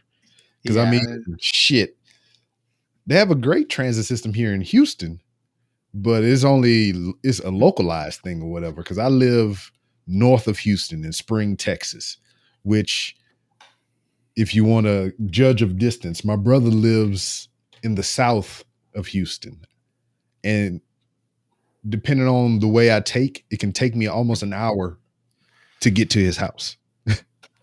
Okay. So that's just Houston. Yeah, no, it's fascinating how different that culture is. And I can imagine, because I'm not natively from here. I'm from a little bitty ass town in Louisiana, about 2 hours away from here. that's where I grew up, and I drove or whatever, which you can drive the whole city of Lake Charles in less than 10 minutes. If you just go out, get on the freaking interstate, you drive around one bend, and you're on the other side of town already. So I grew up in that small of a town and everything. So that's why I learned to drive. That's how I got used to the road and all that stuff. But to come here to Houston, like I said, it take damn near an hour to get from one side to the other. Yep. They got all these interstates and freeways and tollways and all this other shit. I can't imagine my children learning how to drive here. Yeah, no, it's something that I'm intrigued to see what happens as Ellery grows up with what she's interested in, what she wants to do. Just because, as we've established, I have no experience growing up in this country and this culture. I grew up where my parents, if I said I wanted to go somewhere with my friend for the night, they said that's fine. Like, once I got my own phone, they would tell me, "Yep, just let us know when you get there, or let us know when you're coming home," all that sort of stuff. Like, I was fairly free to do what I wanted. Well, there was even I feel like more that's just the generation we grew up in or whatever. Because I mean, I've experienced the same things or whatever. I mean, I can go anywhere and do whatever the hell I want. I went outside when the sun came up, and I came back when the sun went down. It's as long as my thing was, because like we didn't have cell phones when we were that young. Right. Whenever you get to where you're going, call me to let me know that you're there. And if you leave from there to go somewhere else, call me when you get to where you're going. It was interesting because I don't know the thought behind it or stuff like that, but my parents were, at least with me, were very lenient, probably because I never really gave them a reason not to be with me. Like, I'm very straight laced. I still am. I follow the rules and stuff like that. My friends and I really wanted to go and see a band that were playing in an area of London called Brixton. There was a place there called Brixton Academy that would host bands and fairly frequently. And Brixton is known as not the nicest place of London. Like, that's what the gangs of London hang out at. They sitting there with their freaking top hats and everything, and pretty much, yeah. You see anyone with a cane in Brixton, you book it. But yeah, it was one of those things where my parents were the ones saying, not only are they absolutely fine with me going to Brixton to see this, and like when I was about 14, right at this point, I think we wanted to see a band called Feeder, who were a sort of pop rock band, still are, still going strong, but we wanted to see them, and the only place that they were playing that made sense for us was in London at Brixton Academy, because that was about 30 miles ish away from us, and that was the closest they were coming. So my parents told all of my friend parents that not only were they happy for me to go, and were they also willing to put some money towards tickets for my friends to go, they were willing to drive us up there and drive us back to see this. And every other parent was saying, no, we don't feel comfortable with our kids going there. I ended up going to Brixton about 3 years later because I was older and all my friends were older, and we went to see Rammstein at Brixton Academy. There were 3 of us that went to see them. For those people that don't know who Rammstein are, they are a German heavy metal, like industrial metal band. That sounds like heavy. It's just a lot of and banging of loud metal items and all kinds of shit. I could see somebody on stage with a freaking grinder tool making sparks, all kinds of shit. Not quite that. As an example for you, so definitely like heavy rock music, very grandiose. One of their songs is called Mine Tile, which translates to, I believe, my thing, as in like mine, like and what happened is the lead singer comes out in an apron, like a full sort of butcher's apron type thing, caked in blood. He's holding the microphone, which has a butcher's knife on the end of it, and so he's singing all these songs like caked in blood with this butcher's knife covered in blood. As he's singing, a giant cauldron type thing, like giant melting pot, as if a cannibal, like the stereotypical cannibal creating a human stew, like comes rolled out onto the stage and is put in the middle. The keyboard player gets into this thing, and there's a keyboard that's in it, and he's playing it along. The lead singer puts down the microphone and picks up a flamethrower and fires it at the keyboardist in between when he pops up and plays the thing, and then drops down, and then he fired that. At which point the keyboardist gets out of the pot once that bit's done, and then the lead singer chases him around the stage with the knife while singing. And that is a testament to his endurance and stamina to sing and chase a grown human being that is possibly filleted and cooked. So yeah. And that's still within the realm of what I imagine that might be in or whatever. You just put a little more panache on it than I did. I think just like breaking shit or whatever and fire and sparks, but yeah, I mean, we cooking fire. People. We good. I'll say fire definitely. Yeah. Have you seen the film Triple X? Yes. The band that are playing at the opening of Triple X, that is Rammstein. Holy shit. And they were playing in this like Brixton Academy thing. So the obviously stage, and then everyone standing in the bottom area, which myself and one of my friends had tickets for. Standing room only, probably. Remember way back when we could all congregate together? It would be like 500 so people. Long ago. like 500 people in the standing area, like from stage to door, packed in. And then there was an upper balcony area that probably had about maybe 250 seats.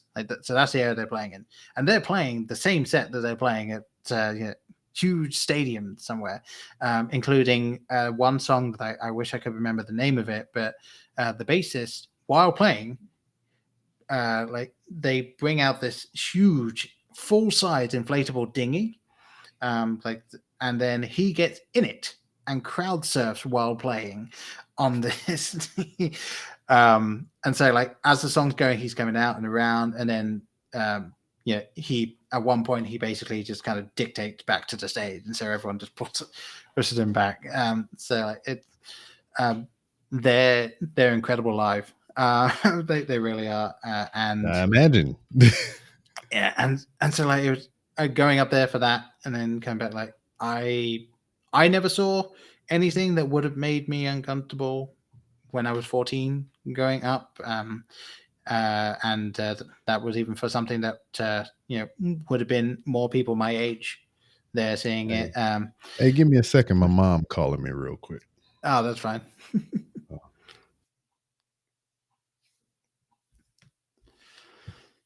Yeah, apparently I'm on air. I'm just going to stare down the camera.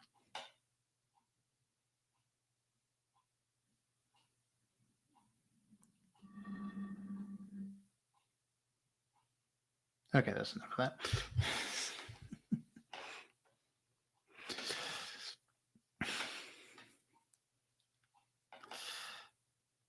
Didn't think I'd have to solo host Someone else's podcast. Hello out there. How's everyone doing?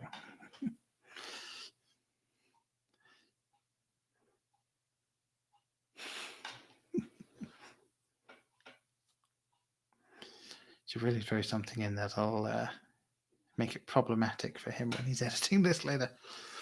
Assuming he edits it. I don't know.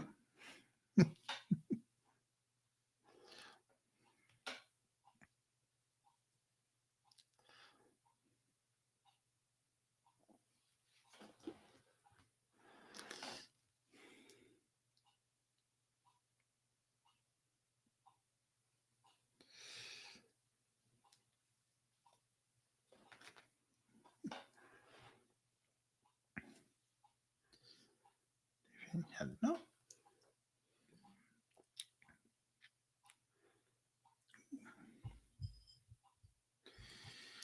I'm going to do something that you should never do. Read the nutritional facts on the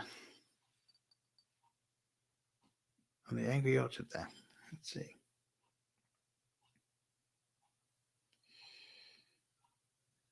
Fuck all in it except for a lot of sugar. Yeah, it makes sense.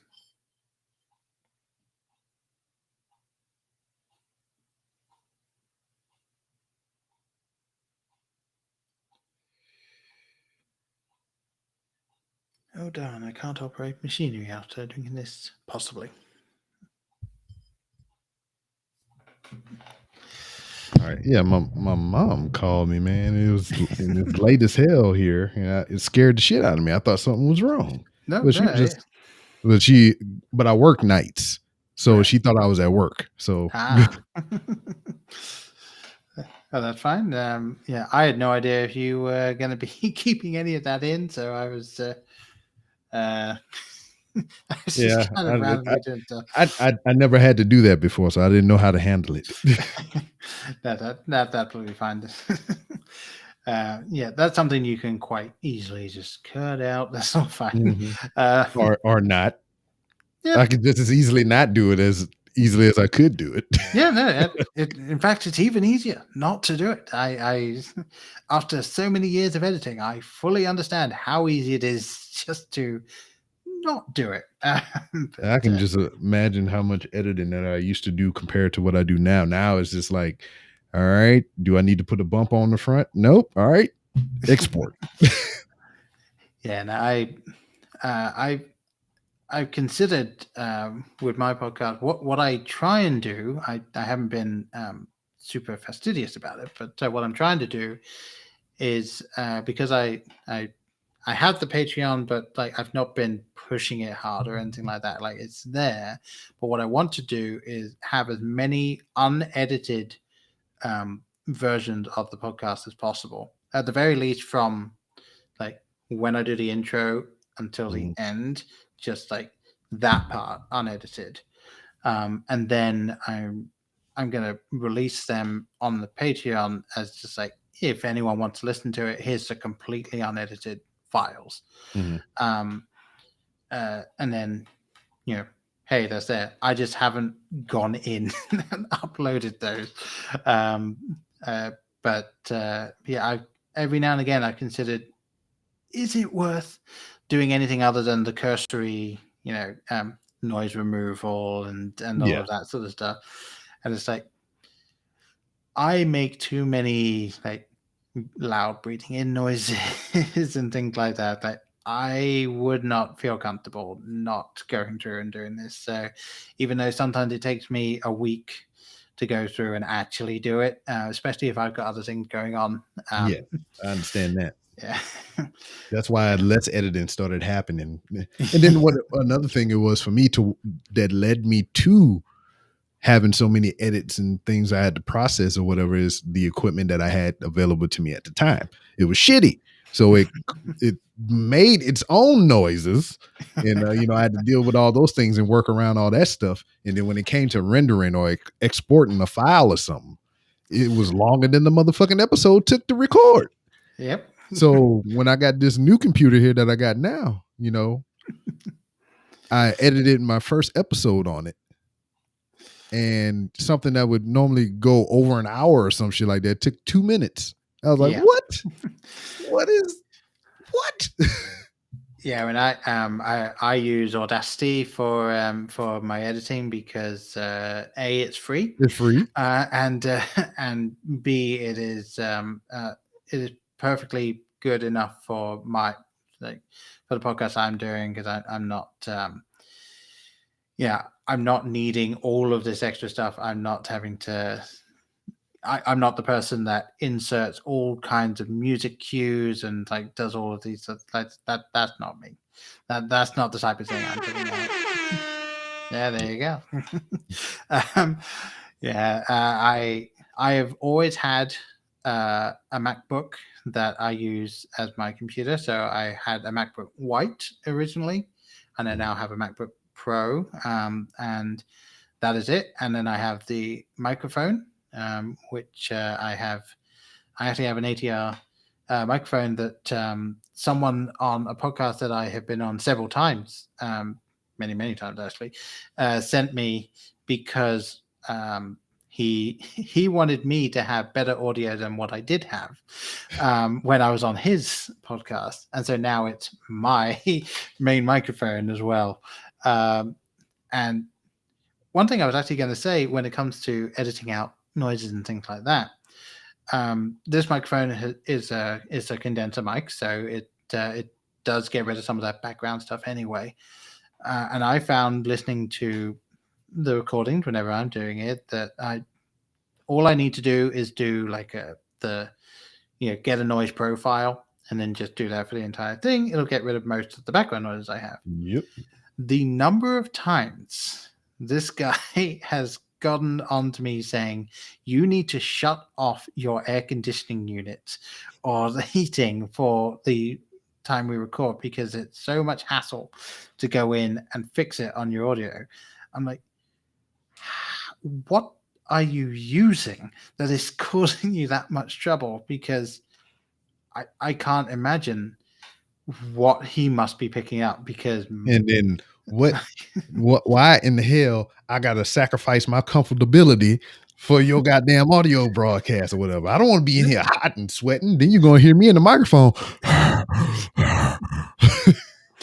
Yeah, and that's the thing. Like I record in what is at this point essentially our basement. It's a split level, so I'm on the lowest level of the house, and like my wife is asleep, my daughter is asleep, and we have the system going because if it gets too cold or too hot, they will wake up. If he wants me on the podcast, it's not turning off. So I've done everything I can. I've shut the door into the room that has that stuff in it. I have shut off all of the vents that is possible for me to shut off down here. So this is what you get. And every single time we start recording for his thing, he tells me you need to turn it off, and every time I tell him that's not happening, and then we just move on. So yeah, so we can wind down and everything, whatever. I mean, obviously you do a podcast. You've plugged it many a times during this broadcast and whatnot. What brought you there? Because I remember you saying earlier on that like you would have never thought that you would be doing something like this, publicly speaking kind of, or, just broadcasting in general. So what got you here? Yeah. Hey, you ever wonder why we're here? No, red versus blue reference for anyone that wants that. But yeah, no, I got talking with someone who was a co-worker of my wife for a little bit, and then when we came over here, I actually started working at Panera Bread, about 40 minutes away, and he was still working there, and so I was working with him, and it was one of those things where like pretty much instantly it was like, we're gonna get on. Like, we enjoy talking about the same sorts of things. We really enjoy talking about films and stuff like that. And I was really getting into podcasts, especially given the drive. I was having time to listen to it. I got one of those things that you plugged into the cigarette thing, and then it would attach to the radio, and it would broadcast to a frequency, and so you'd have to listen through that because I had a Toyota Celica. So that was the only way that was going to work. And so I was listening to podcasts and talking with him about films. And then after a few months, I just started talking to him and saying, do you think it would be interesting to do a film podcast? Like, I at no point did I ever consider doing anything live, and I still haven't. This is literally the first live thing I have ever done for a podcast. But well, we're not live. It just says that.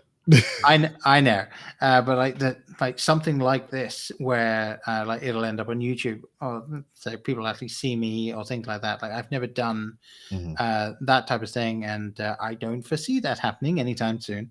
But something where I'm just able to sit down in front of the computer with my friend and just kind of talk about stuff, and then I can edit it as needed and things like that. Although my editing skills in the beginning were definitely not where they are now. So I can definitely look back and go, oh dear, what was I doing? I completely messed this up and that. But just talking with him and enjoying podcasts and stuff, it was like, hell, why don't we give it a try? Worst comes to worst, it doesn't go anywhere.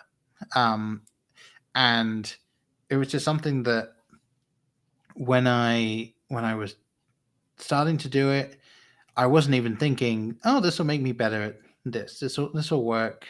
This will help me with learning how to be more comfortable talking to other people or anything like that. But then over the years, as I did it, and as we started to get other people coming on, started talking to other people, I started guesting on other podcasts and things like that. I just realized that doing the podcast was helping me with so many of those other things that I really struggled with. I'm someone that I was never officially diagnosed. Although I do enjoy saying this, my parents believed that I was probably on the spectrum, probably had Asperger's, as there was the diagnosis until recently. That has now gone away, and it is simply ASD, or the autism spectrum disorder. And so they were fairly certain that I had that. So they took me to see a psychiatrist when I was about 10, and went in. I guess I had one session with the guy, and the guy told my parents that categorically I had Asperger's syndrome, and that he had never been talked down to by anyone the way that I had talked down to him in the session. I have no memory of this, by the way, but apparently this happened. They then took me to a specialist who said, I believe he doesn't have Asperger's syndrome. By the way, he's got an IQ of 140. So you can imagine what impact that had on my parents' expectations of me at school. They expect me to do better than I did. I would imagine so. But yeah, then as I got older, and I was like kind of really thinking about it, I was like, I don't know. I might like to talk to someone about it. So I had a few sessions with another psychiatrist, and just through talking with him and talking about that stuff, he ended up giving me one of the tests that you could do. When it comes to diagnosing autism, the earlier the better. If you're talking to someone who's older than 20, as I was at the time, it is very, very, very difficult to get a definitive diagnosis at that point, because the main diagnosing tools that they have, at least at the time, were focused entirely on developmental things. So were you hitting these milestones? During interaction with other kids, were these things happening? So very difficult for a 20-something-year-old person to walk into an office and ask one person, "Hey, do you think I have this?" But he said that based on what I had said and based on everything that was going on, he probably would have leaned towards it. So not officially diagnosed or anything like that. However, I would say that I at least have traits of that, especially the more awkward social stuff. Definitely having trouble with things like eye contact. I'm horrible at eye contact. Well, shit. I mean, you talking about being awkward in certain social situations and freaking, eye contact and stuff. I mean, shit. Do I have it too? I mean, fuck. I mean, no, I mean that. Yeah, and that's one aspect of it. Like, yeah. There are so many different things and so many different layers, and autism is such a huge spectrum that so many people could be on it, and all they have is just one thing. And as you grow up, you've just developed all of these things to yourself that can handle the problems or can handle the things that anyone else looking in might say, oh, you developed this coping skill for this thing, and then that's it. Like that's all that was needed. So a lot of people are going to be completely undiagnosed because they are so high functioning that it realistically doesn't matter in the slightest that they would be diagnosed. And then if you at that point to where they figured out how to adapt and overcome the shit, and you tell them that something is wrong with them or whatever, that kind of fucks up their bubble too. Yeah, I mean, it's something where it's like I've never considered myself as someone that like I need to tell people that I have anything like this. Like, I'll tell the story if it comes up. I'll let anyone make their own decision based on how I'm interacting. But I will say, as I said before, during the podcast, forcing myself like again and again and again into these, like I feel that that's really helped me with not only just overcoming that and really sort of being able to interact with other people in a better way than I did before. Yeah. Well, you speak of forcing yourself to do such a thing, whatever. I was myself made to do it. So, because when you join the military, they be like, yeah, go do the shit. And I was like, yes, sir. I have to go do it. So I was put in front of students and made to teach. So I had to talk and presentate and all this other crap. Yeah. No, it's one of those things where technically, like, I can point to things and say, obviously, I was more worried about the idea of it than I ever needed to be, because having to get up in front of everyone presenting for things at university or presenting for things at school, like I hated the idea of it. I would always stress about it, and it was always fine. Everything was fine. There was even one time we were supposed to be doing I went to university and I did film studies. Not that it helped me like in terms of career in the slightest, but whatever. And there was one class that we were going to be giving a presentation. We had everything ready. We had the PowerPoint all sorted, and the computer would not recognize our slide. And I was first. So I stood up in front of everyone, and this was 30 seconds after we realized we were not going to be using our slides. Luckily, we have them printed out because we've been told to. But I basically looked at all this stuff happening, looked at the teachers, looked at everyone, stepped forward and just said, well, I apologize for the fact that we don't have a PowerPoint presentation. However, that does mean I will be expecting notes and there will be a quiz at the end. And that got a laugh out of everyone, especially the teachers.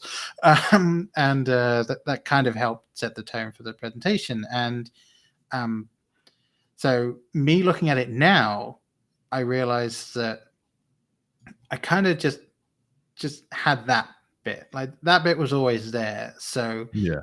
the fact that I was then at some point saying, "Hey, why don't we do a podcast?"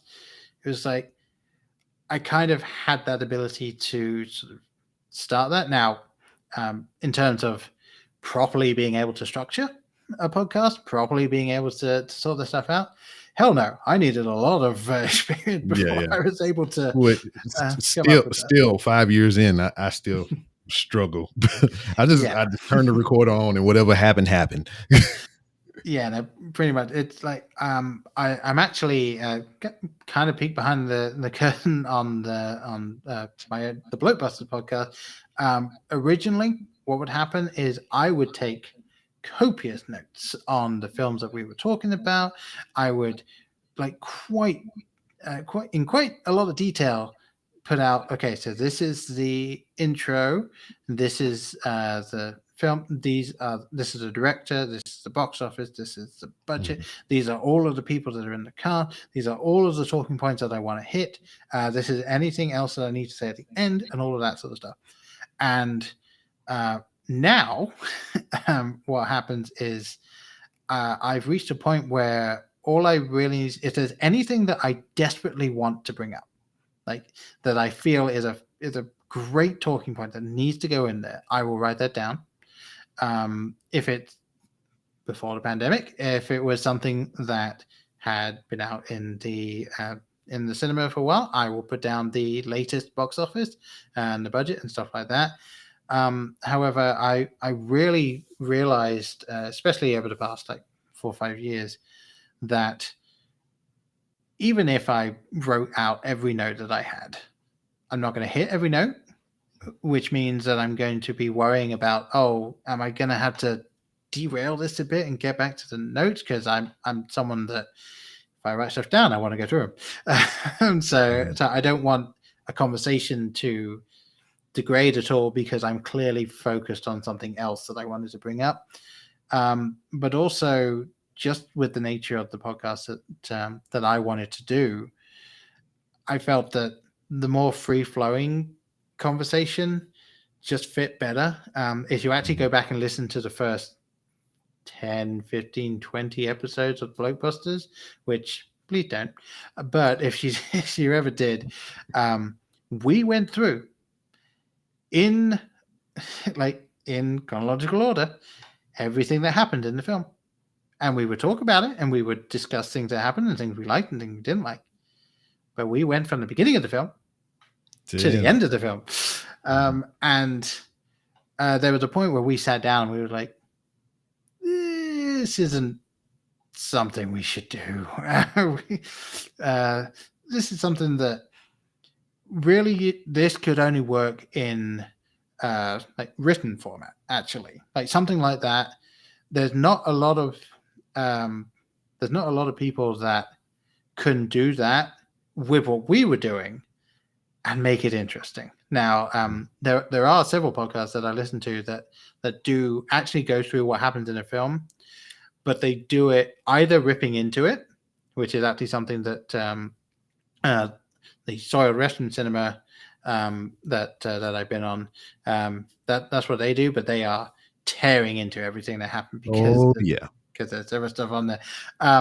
But then also One Good Thing, which is a podcast that I have not been on there yet, but they are two British people called Paul. So you have to get there.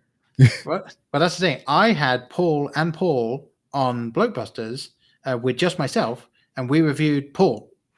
And so, yep. No, yeah, we had to. It was something. Damn it. Mm-hmm. Yeah, no, it was. Yes. Yeah, the topper for that was supposed to be that at some point my old co-host Brian would record a solo review of The Life of Brian. But sadly, before he was not able to do that before he ended up taking his sabbatical. So, I am going to say real quick, I'm gonna have to go really soon. Yeah, I understand. Hey man, I winded you up and I just let you go, and that's what you do. But Yeah. briefly, you talk about the spoiled restroom cinema, and you also had your anecdote about being in class and having your witty quip and whatnot to kind of ease the tension in the classroom and whatnot. That's where I hear that the most from you. That style of humor and whatnot that you do have when you are a guest on the soiled restroom cinema and everything, and it tickles me to no end or whatever, because it's just like shots out of a cannon. It's just like bam, bam, bam. Yeah, pretty much. I will say, they've been he's been on a bit of a break. Whole bunch of stuff was going on behind the scenes. Not going to go into it, but I know I'll be talking to him next week. Oh, there you go. Looking forward to that. But yeah, there's kind of it was going to be something going on, but I'm going to be one of the main hosts going forward. Makes sense. And we've been doing a bunch of episodes. One or two of them may not come out, but with everything we've been doing, we kind of hit something, and it's letting me kind of flex some of that a little bit more. So it's serendipitous, if I'm using that word right, that like I have you here now and he will be the next one to come on next, and it is purely coincidence. I did not plan this. It just fell this way, and I was like, that's weird. Yeah, no, that's another fun thing as well. Like obviously, at this point, with everyone being as connected as they are, like the world itself feels like it's getting smaller and more close knit, and even within the podcast realm, sometimes you just get that. So yeah, it's interesting. And yeah, when it comes to Blokebusters, I'm more sort of it's more relaxed. It's definitely a very we're just talking about something. We're just enjoying the ride. Like there's never anything where it's like we have to hit this. Like we need to fit into this structure. Because I would have never been on the show if that was the case. We have to do that. I was like, we have to. Okay. Yeah, no, you would have been on once. Exactly, once. So not to bring me back ever. I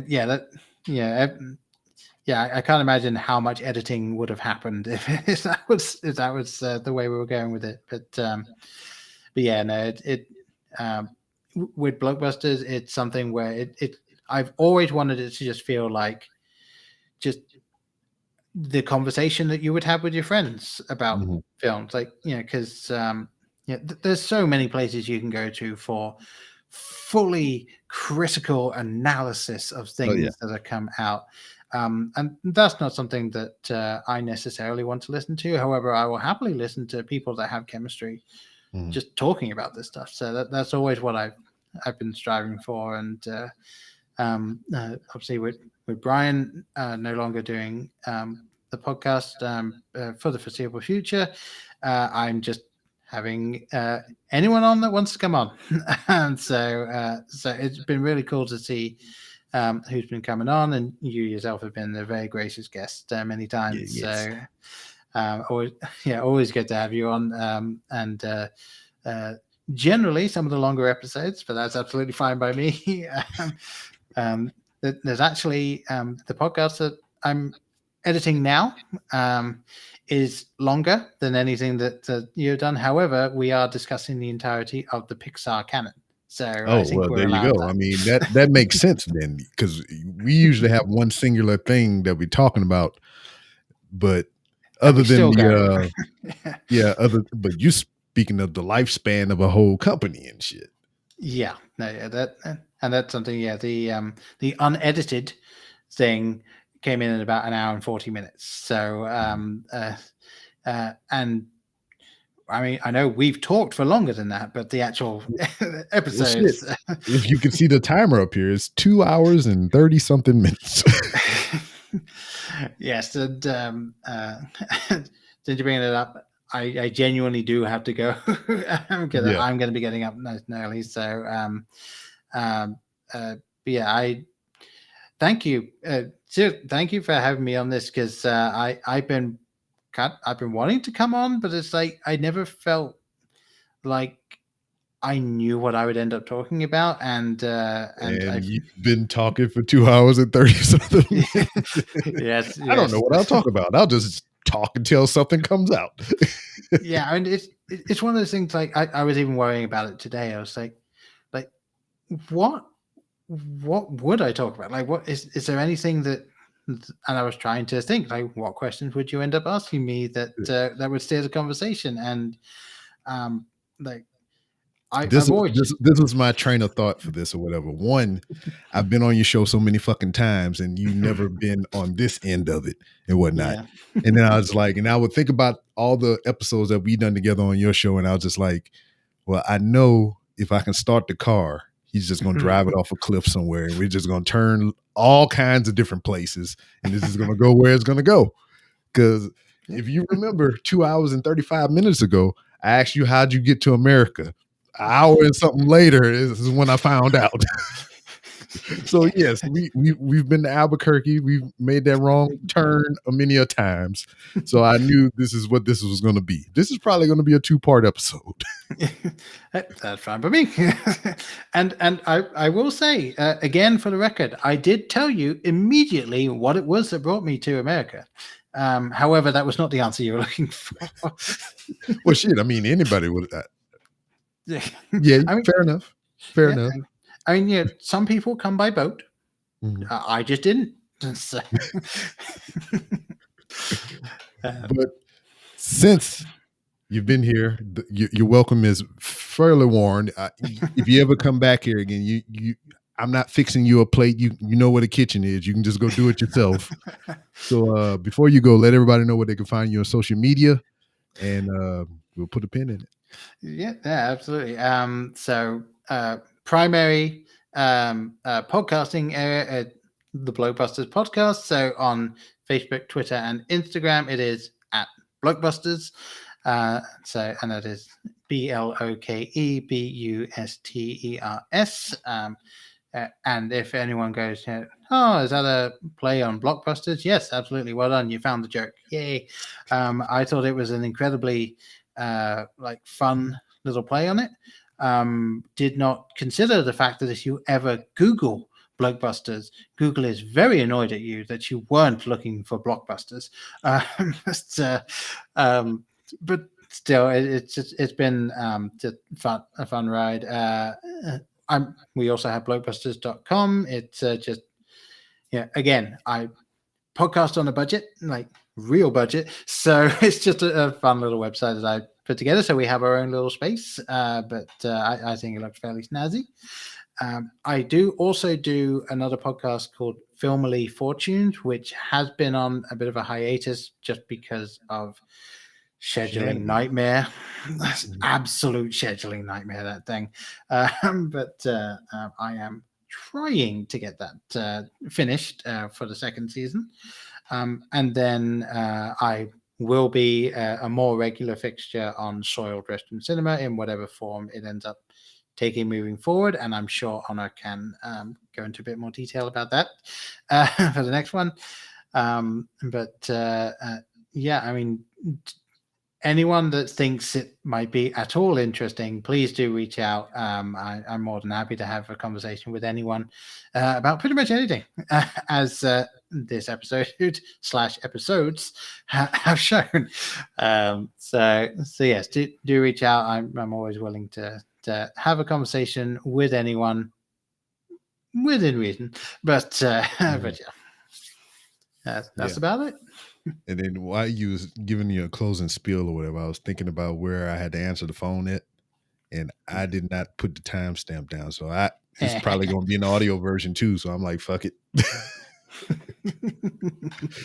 All right. Well, It'd be like that sometime, but as it is with every guest of the Random Rounds with Rob, you've been here once, so the door is always open for you to come back and promote your next big thing or just to come shoot the shit. and yeah,